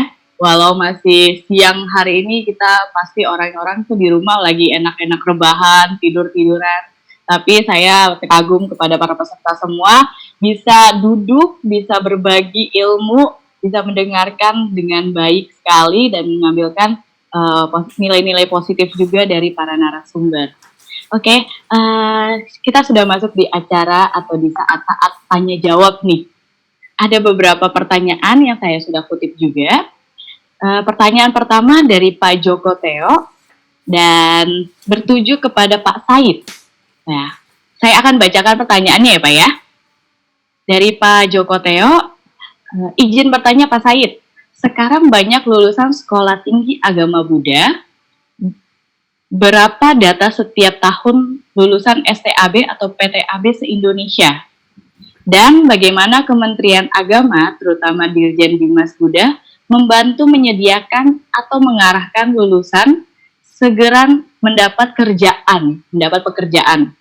Selanjutnya, bagaimana peran Dirjen Bimas Buddha juga dalam upaya meningkatkan kualifikasi pendidikan guru-guru agama Buddha se-Indonesia, karena mereka harus meningkatkan kualifikasi pendidikan, sedangkan terbentur peraturan tentang izin pembelajaran. Terima kasih. Silahkan Pak Said, mau langsung menjawab? IT Pak Said di mute, unmute, boleh? Sebentar Pak.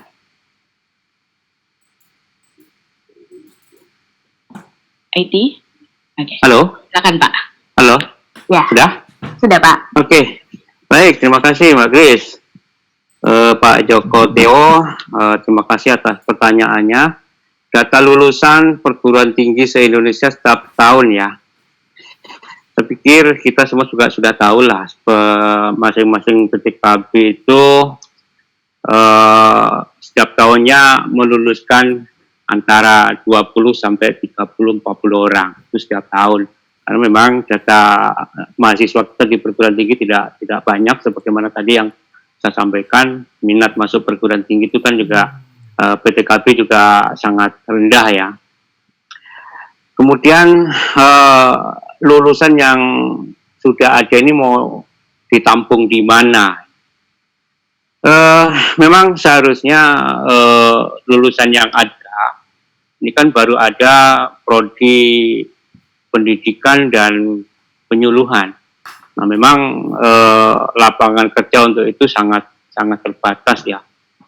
Kalau lulusan keguruan atau pendidikan, saya pikir sekolah-sekolah swasta di Indonesia juga cukup banyak yang membutuhkan. Kemudian untuk penyuluhan, Kementerian Agama sekarang ini juga sudah mulai memberikan ruang kepada para lulusan sarjana agama, terutama dari prodi penyuluhan, dengan adanya pengangkatan penyuluh non-PNS. Nah, tahun ini aja, kalau nggak salah di Dirjen Bimas Buddha ada kurang lebih 1.500 penyuluh non-PNS Indonesia. Dan itu tidak menutup kemungkinan lulusan sarjana agama pun banyak yang nyantol di sana. Meskipun tidak seluruhnya terserap, karena berbagi juga dengan para pandita yang tidak memiliki sarjana agama, tetapi memiliki pengetahuan agama yang cukup bagus. Sehingga penyuluh agama non-PNS ini pun juga terbagi dari berbagai latar belakang pendidikan.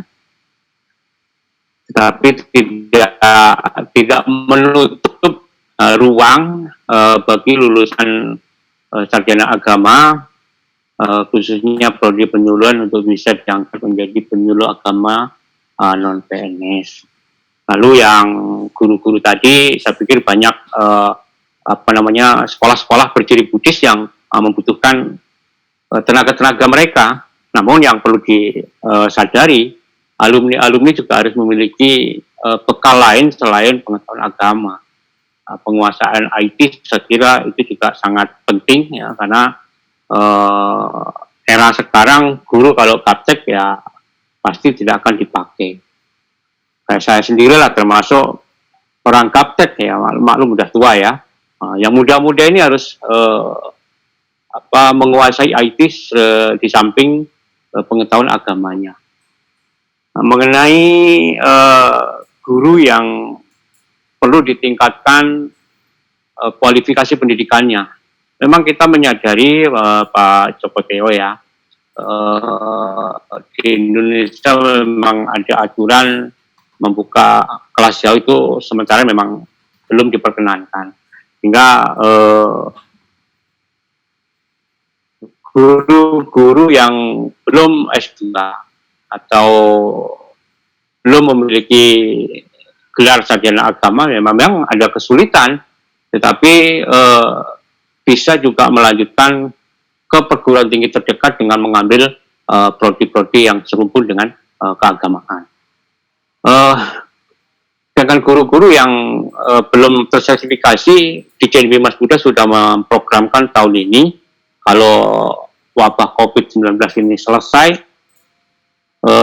untuk diklat guru sertifikasi bisa dilaksanakan tahun ini. Mudah-mudahan sih itu bisa selesai.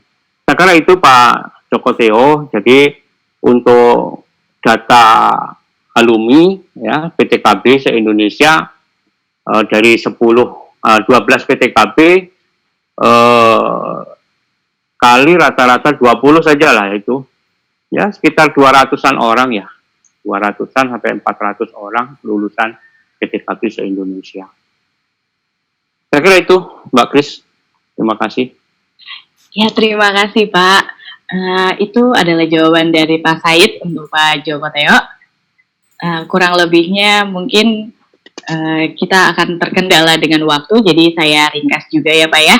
Untuk selanjutnya pertanyaan dari Bapak Warsito pada Pak Said lagi nih Pak. Oh iya, saya sudah catat Mbak Kris. Saya pikir itu langsung saya jawab saja. Iya.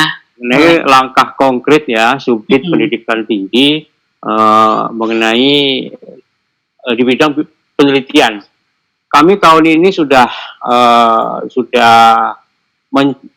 meloloskan atau menseleksi proposal penelitian pengabdian kepada masyarakat itu sebanyak 8 proposal yang sudah lolos ya, yang sudah dinilai oleh reviewer dan memenuhi kriteria untuk kita berikan bantuan. Hingga kami terus berupaya membantu para dosen termasuk mahasiswa dengan bantuan penelitian. Nah, saya pikir ini perlu dimanfaatkan sebaik mungkin oleh para mahasiswa dan dosen untuk berlomba-lomba membuat proposal yang menukik atau proposal yang betul-betul ketika dinilai itu ada kebermanfaatannya. Karena ada beberapa juga proposal yang sekedar bikin, ketika di review oleh reviewer, hasilnya di bawah standar yang kita tentukan. Nah ini saya pikir perlu menjadi perhatian para mahasiswa dan dosen sekalian ketika membuat proposal penelitian, ya harus sungguh-sungguh. Saya kira itu Mbak Kris. Oke Pak, terima kasih. Itu dari pertanyaan dan jawaban dari Pak Said. Selanjutnya ada dari Pak Bondan nih Pak. Saya bacakan juga ya Pak ya. Selamat siang, Namo Buddhaya Pak Said. Sudah cukup banyak yang saya tanggap dari penjelasan Bapak Said. Pada era ini, kita sudah mulai memasuki era berbasis digital teknologi, yang tentunya wajib dimiliki oleh mahasiswa-mahasiswi PTAB, khususnya untuk mereka bersaing di dunia luar. Selama ini tentunya di Mahaprasna sendiri sudah banyak usaha atau tindakan yang dilakukan oleh para dosen atau tenaga pendidik juga untuk mempersiapkan itu. Nah, adakah arahan-arahan atau strategi khusus untuk Subdikpetri untuk membekali khususnya mahasiswa-mahasiswi PTAB yang nanti akan bersaing nih di dunia luar, khususnya yang masih dalam masa pendidikan, Pak? Terima kasih. Baik, terima kasih Mbak Grace. Saya singkat saja kepada adik-adik atau kawan-kawan para mahasiswa, di samping menguasai ilmu agama, juga kuasai ilmu pengetahuan dan teknologi. Kenapa? Saya kira itu penting. Banyak lulusan, sebagian lah, ada sebagian lulusan PTKB yang juga tidak melulu kerja sebagai guru atau sebagai penyuluh, tapi ada kerja juga yang di bank. Nah, menariknya mereka yang kerja di bank itu justru menjadi perhatian para pimpinan-pimpinan bank, karena dianggap mereka itu memiliki morality yang lebih tinggi dibanding yang lain. Kenapa? Karena di samping dia menguasai ilmu agama, IT-nya juga bagus. Nah, dengan IT dan ilmu agama yang dikombin, saya kira akan menciptakan dunia kerja yang bagus ya, yang tentu akan jauh dari sifat-sifat misalnya korupsi, malas dan sebagainya. Karena tingkat kedisiplinan beragamanya juga cukup tinggi. Saya kira itu menjadi perhatian mahasiswa lah. Ya, di samping belajar ilmu agama, juga kuasai ilmu pengetahuan dan teknologi informasi. Saya kira itu, Mbak. Ya, setuju sekali, benar Pak. Jadi tidak hanya satu doang, tapi semua harus dicobain juga ya Pak ya. Ya, betul. Oke, selanjutnya ini untuk Suhu Duta Kasanti nih, Suhu. Ada pertanyaan dari Meta Teguh Widodo Aji Utama. Oh, ini Mas Aji nih pasti. Selamat siang, Namo Buddhaya. Izin bertanya. Di MP saya yakin kita mengetahui bagaimana proses pendidikan mental dan akademik yang sangat baik. Namun, kalau kita melihat bagaimana informasi mengenai MP di luaran, sepertinya ada yang kurang. Kalau kita melihat sistem pendidikan IPOO, saya melihat ada yang kurang dalam hal ini. Bagaimana sikap Mahaprajna dalam menanggapi hal ini? Terima kasih. Silakan, Suhu. Terima kasih Mas Aji atas pertanyaannya. Ya, ada istilah apa tak kenal maka tak sayang. Jadi begitu tidak mengetahui seberapa sih sebenarnya apa yang ada di Mahaprajna ini, selalu berpikir bahwa sedikit hal yang tidak baik mungkin itu jadi patokan pukul gebiar uyah kata orang Jawa. Jadi gini, di dalam BPS sendiri kita bisa lihat sekarang lulusan sarjana sama lulusan SMP siapa yang dapat pekerjaan lebih banyak, kita bisa lihat di situ. Dan sarjana jurusan apa dapat pekerjaan sesuai dengan bidang dia juga berapa persen, itu bisa kita lihat, browsing di Google juga ada. Jadi di sini adalah tadi yang seperti disampaikan oleh Pak Said tadi, bahwa kita selalu bekali anak-anak kita di sini dalam beberapa pelatihan-pelatihan. Misalkan matematika, bahasa Mandarin, kita kursuskan. Gitu loh. Terus kemudian tentang sekarang IT, yang perlu didalami IT, bagaimana nih bikin e-commerce, bagaimana nih berjualan online, kita ajarin. Bagaimana nih bikin taman yang indah, bagaimana kita bikin hidroponik, itu kita ajarin. Bagaimana akuntansi, kita juga undang guru untuk melatih itu. Dan selama ini yang dapat saya pastikan adalah mungkin dari 100% hanya nggak ada 2% yang nggak kerja lulusan Mahaprajna. Nggak ada 2%. Jadi intinya adalah bahwa semua lulusan dari Mahaprajna ini kebanyakan sudah bekerja.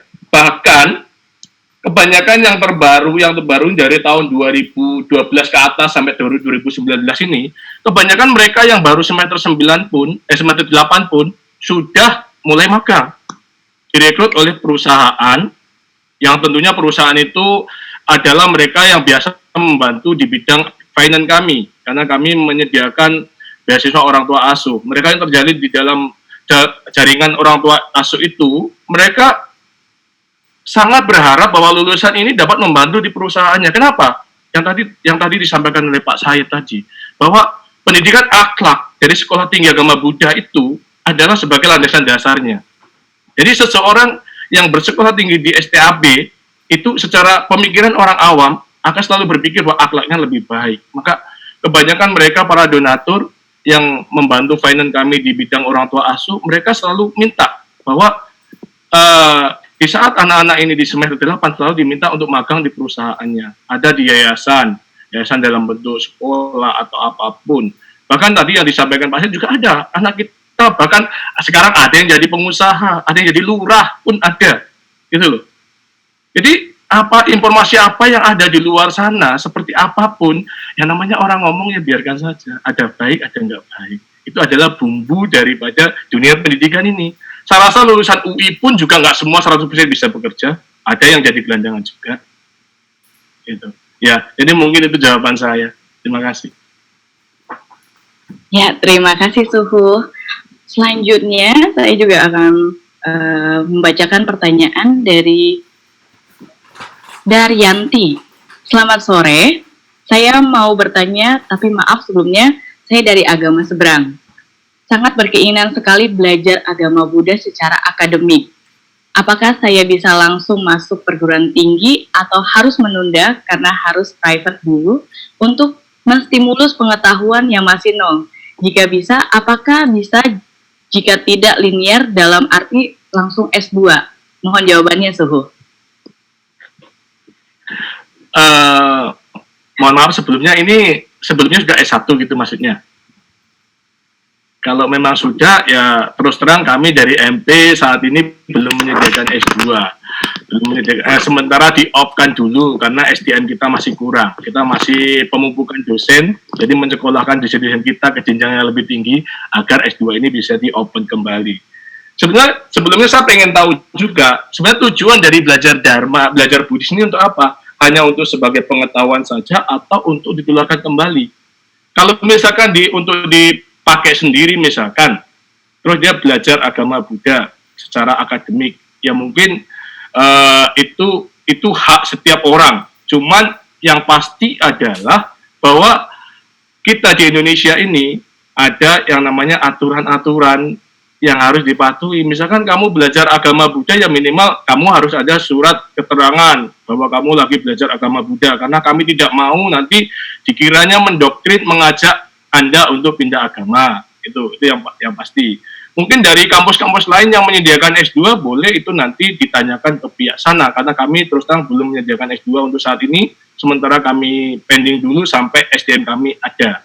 Jadi itu. Tapi kalau yang di S1 kebanyakan lulusan SMA, mereka yang lulusan SMA kok pengen belajar Buddhis nih, pengen sekolah tapi sekolah Buddhis, kami perbolehkan dengan satu syarat, ada surat keterangan, surat pernyataan diri sendiri di atas materai. Kenapa? Karena ya tadi, kami tidak mau nanti kami dituduh memindahkan agama orang lain, dan itu melanggar undang-undang. Ya. Jadi selama ini ada beberapa mahasiswa kami yang tadinya dari agama lain, kemudian salah satunya yang nyata sekarang jadi moderator kita ini Miss Grace, dulu dari Kristen atau dari Katolik itu, dia belajar Dharma, giliran sudah menyukai, menyenangi Dharma ini, tidak mau balik lagi dari Kristen lagi. Nah itu pada tahap awalnya adalah bikin surat pernyataan dulu, gitu, baru kami dapat terima di Mahaprasna. Mungkin itu, terima kasih. Iya, terima kasih Suhu. Betul sekali apa ya kata Suhu bilang juga. Ya salah satunya contohnya saya. Di MP itu benar-benar mengubah mindset juga, bukan cuma mendoktrin ya, tapi tergantung dari diri sendiri juga sih, mau menerima atau tidak itu sih. Jadi dari pihak MP juga nggak pernah yang namanya, Grace kamu harus ini, enggak sih. Kalau tidak ya bisa keluar juga. Tapi saya tetap kok. Terima kasih. Selanjutnya pertanyaan selanjutnya ada dari Mbak Dwi Ratnasari. Ini kepada Mas Ari. Mas Ari masih ada di tempat? Hadir, masih. Ya, saya bacakan ya Mas Ari. Ya. Namo Buddhaya, izin bertanya Pak Ketum Ari. Bagaimana tanggapannya Pak Ketum mengenai kondisi mahasiswa Buddhis saat ini? Dan bagaimana masukan bagi para mahasiswa untuk berani aktif dan peduli baik di internal maupun di eksternal? Karena yang kita tahu mahasiswa masih banyak yang kurang tanggap akan lingkungan luar dan mungkin bisa dapat dihitung hanya beberapa mahasiswa yang aktif dalam kondisi eksternal. Ya, silakan Mas Ari. Oke, izin Namo Buddhaya, terima kasih atas pertanyaannya. Kalau menurut saya, bagaimana mahasiswa saat ini, saya rasa sebagian kecil sudah ada yang mampu menerobos pola pikir yang kebanyakan sebagai mahasiswa pada umumnya. Jadi mahasiswa kalau menurut saya harus berani menerobos hal-hal yang di luar di batas zona nyaman. Jangan sampai kita yakin bahwa pada zona nyaman kita selalu nyaman. Sesuatu itu ada titik jenuh. Kalau dalam kimia kita ada titik jenuhnya, bahwa setiap titik jenuh kita harus mencari sesuatu yang lain supaya kita akan merubah diri sendiri. Nah, kalau bagaimana tanggapan untuk mahasiswa Buddhis? Tadi saya bilang bahwa sedikit banyak sudah ada yang berani untuk jatuh hati, masih banyak yang merasa takut bahwa karena dia merasa sebagai mahasiswa Buddhis menganggap bahwa dirinya tidak banyak sebagai kaum minoritas. Mungkin ini pendapat saya, opini saya, nanti bisa koreksi oleh teman-teman semua, bahwa karena menganggap dirinya kecil, mereka tidak berani untuk keluar, tidak berani untuk menyampaikan pendapat di muka umum dan sebagainya. Nah, satu sih sebenarnya kuncinya bahwa jangan takut aja, ya keluar aja. Untuk masalah nanti ada salah, ya nanti kita koreksi kalau kita sudah melakukan sesuatu. Udah aja mengajarkan bahwa kita harus evasikun. Apakah benar yang diajarkan selama ini, yang kita dapat ini benar? Belum tentu kan. Makanya bagaimana kita bisa keluar dari zona itu. Kita dapat informasi juga, kita harus mengecek bahwa ini benar atau tidak. Bagaimana kita bisa mengembangkan diri kalau kita hanya terpaku dan terdiam pada zona nyaman kita. Itu jawaban singkat saya. Terima kasih. Iya, terima kasih. Betul sekali, benar kata Mas Ari. Ya, untuk kaum rebahan pasti juga akan jenuh juga ya, cuma rebahan doang. Nah, pastinya ada tingkat jenuhnya juga, pasti mau bangkit berdiri, bangkit melakukan sesuatu hal walaupun mandi atau bergerak. Nah, itu adalah salah satu contohnya juga. Jadi ada lagi untuk pertanyaan dari Jovinka Eria. Selamat sore nama budaya semua, mohon izin saya ingin bertanya kepada Suhu, Duta Kasanti lagi Suhu. Pada umumnya setiap orang yang menuntut ilmu sebagai mahasiswa tetap menjalankan kehidupan sebagai seorang mahasiswa, juga sebagai seorang umat Buddha. Namun, jika terdapat seseorang yang menuntut ilmu dengan keras, bahkan ia telah sukses, tetapi sejak ia berusaha berjuang hingga sukses kini, kepercayaannya hampir luntur. Kepercayaannya di sini luntur dikarenakan universitas tempat ia berkuliah tidak ada organisasi mahasiswa Buddhis atau sejenisnya. Dikarenakan hal itu, ia mengaku bahwa ia menjadi kaku pada akhlaknya sekarang. Dikarenakan sudah lama tidak pergi ke wihara atau mengikuti organisasi Buddhis lainnya. Dengan adanya permasalahan tersebut, gimana cara sebagai orang yang dekat dengannya untuk kembali memperkuat kepercayaan agama Buddha agar tidak luntur? Silakan, Suhu. Oke, terima kasih atas pertanyaan dari Jovinka Eria. Ya, sebenarnya inti dari ajaran agama itu adalah belajar untuk selalu berbuat kebajikan. Mungkin langkah pertama yang harus dilakukan ketika seseorang yang biasanya tidak mempedulikan ajaran agama karena kesibukannya, baik itu kesibukan bekerja maupun kesibukan dalam belajar, proses belajar, karena tuntutan orang tua mungkin harus ambil satu jurusan dokter misalkan.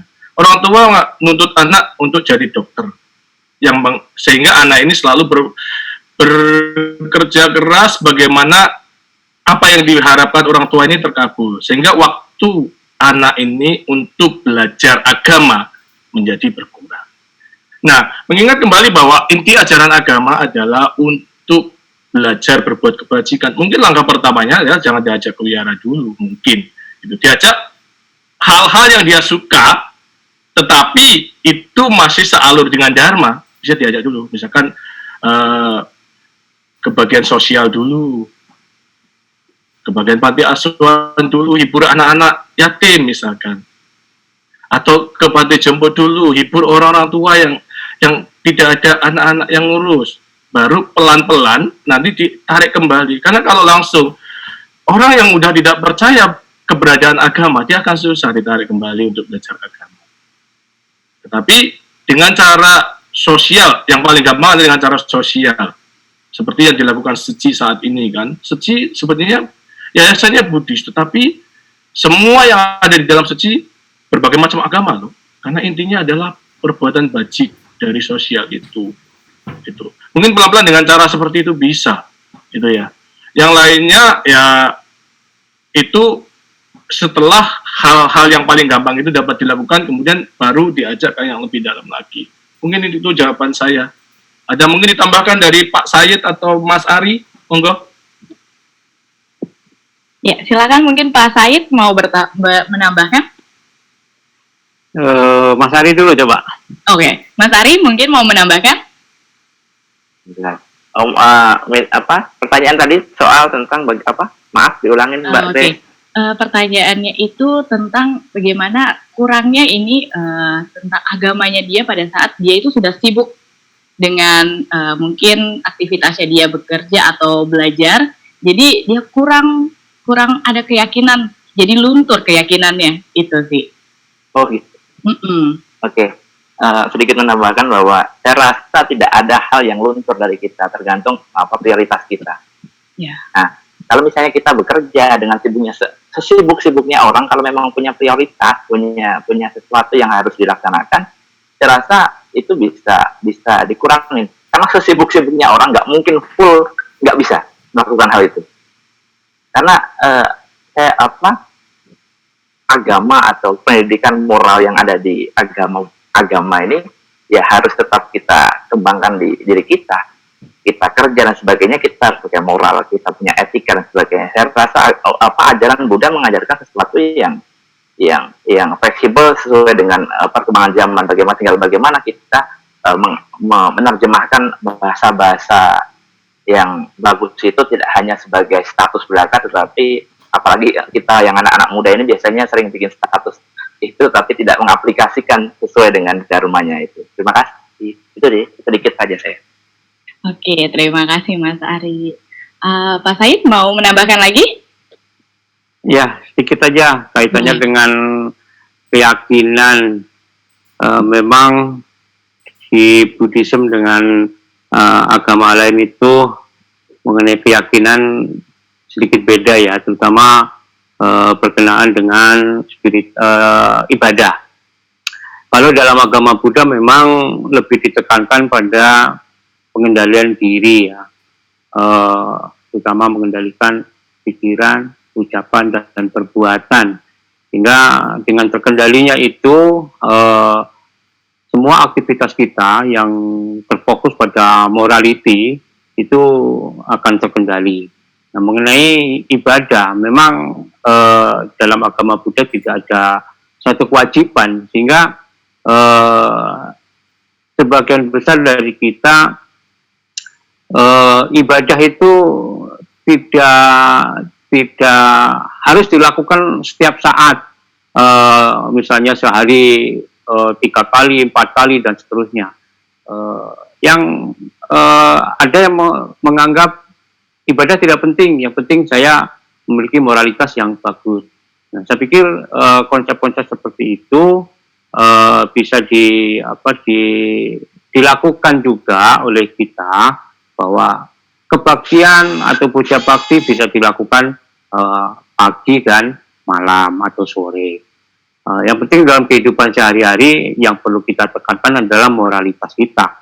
Nah, itu yang perlu kita jaga dengan kita mengendalikan pikiran, ucapan dan perbuatan. Secara otomatis spiritual kita akan meningkat. Saya kira itu Mbak Kris.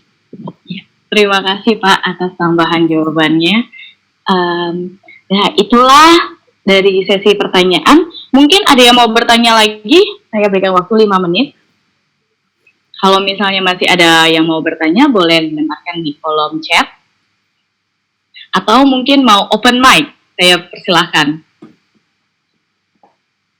Ada? Wah, saya lihat mukanya pada tegang-tegang. Relax, karena sebentar lagi kita akan selesai nih. Pasti udah pada, aduh, pantatku kram gitu ya kali ya. Tenang. Sudah disediakan minum juga di samping?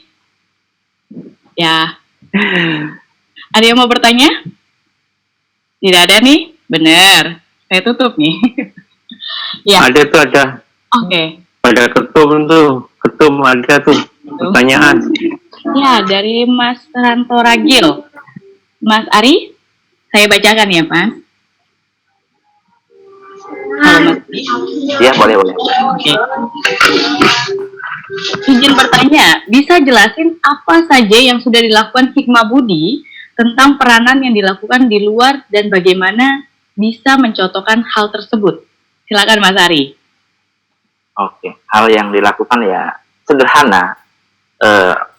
Sesederhana mungkin apa yang kita bisa lakukan. Contoh yang simple adalah bagaimana satu, belajar organisasi. Ini penting untuk mahasiswa.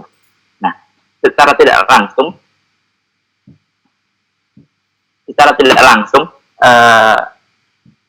kita kalau udah berorganisasi itu yang melatih bahwa pola pikir kita, daya kritis kita dan sebagainya itu yang bisa kita ajarkan secara simpel. Itu yang pertama. Yang kedua, yang secara mendasar bahwa bagaimana peran kita di masyarakat. Contoh beberapa ada kasus kemarin kasus-kasus tentang Rohingya dan sebagainya, bagaimana kita bisa berdiskusi dengan kelompok lain untuk meredam kegaduhan ini di Indonesia.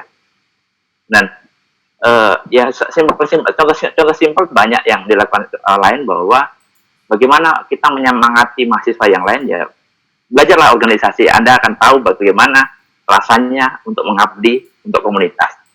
Terima kasih. Ya, betul sekali. Jadi harus dari kecil-kecil dulu, organisasi kecil. Yang penting kita aktif di situ ya, Mas ya? Betul.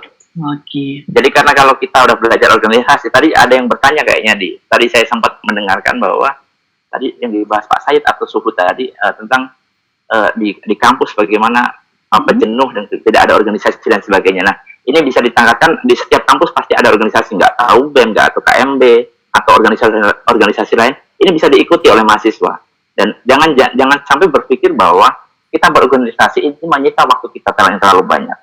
Karena ya banyak kan begitu. Jadi kita kebanyakan yang mau berorganisasi, nanti kalau saya organisasi, kuliah saya terbengkalai. Padahal dia nggak berorganisasi pun kadang-kadang terbengkalai juga.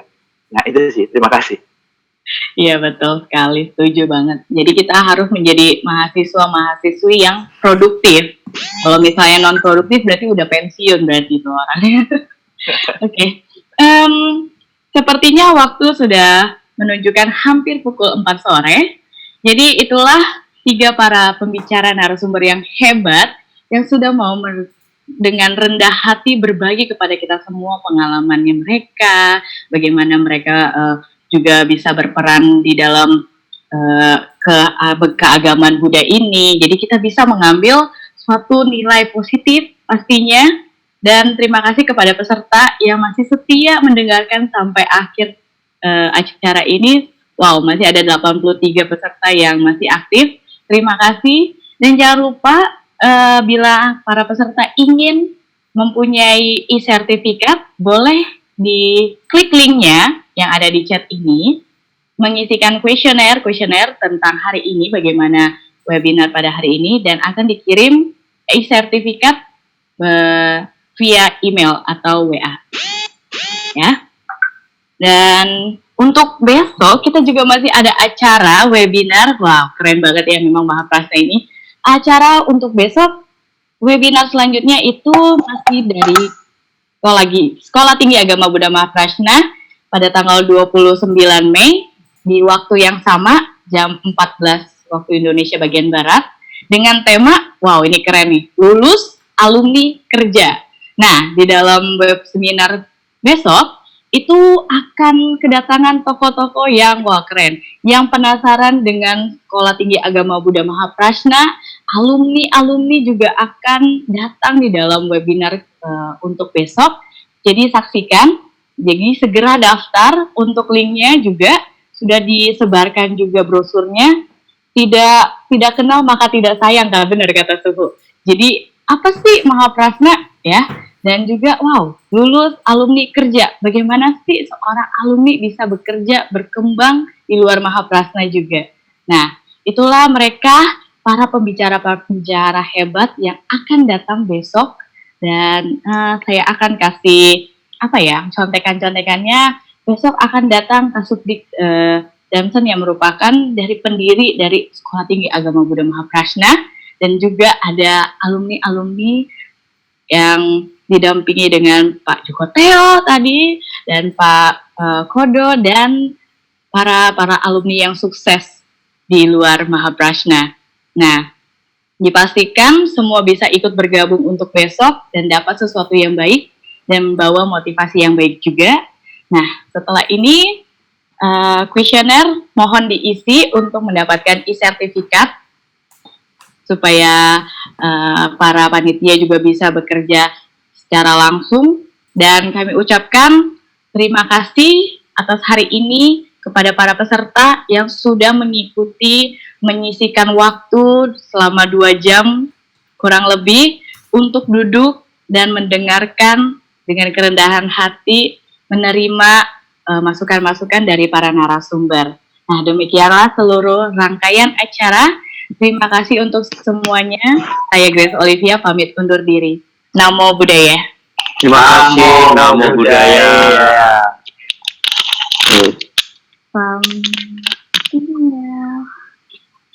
Terima kasih semuanya. Terima kasih. Namo Buddhaya.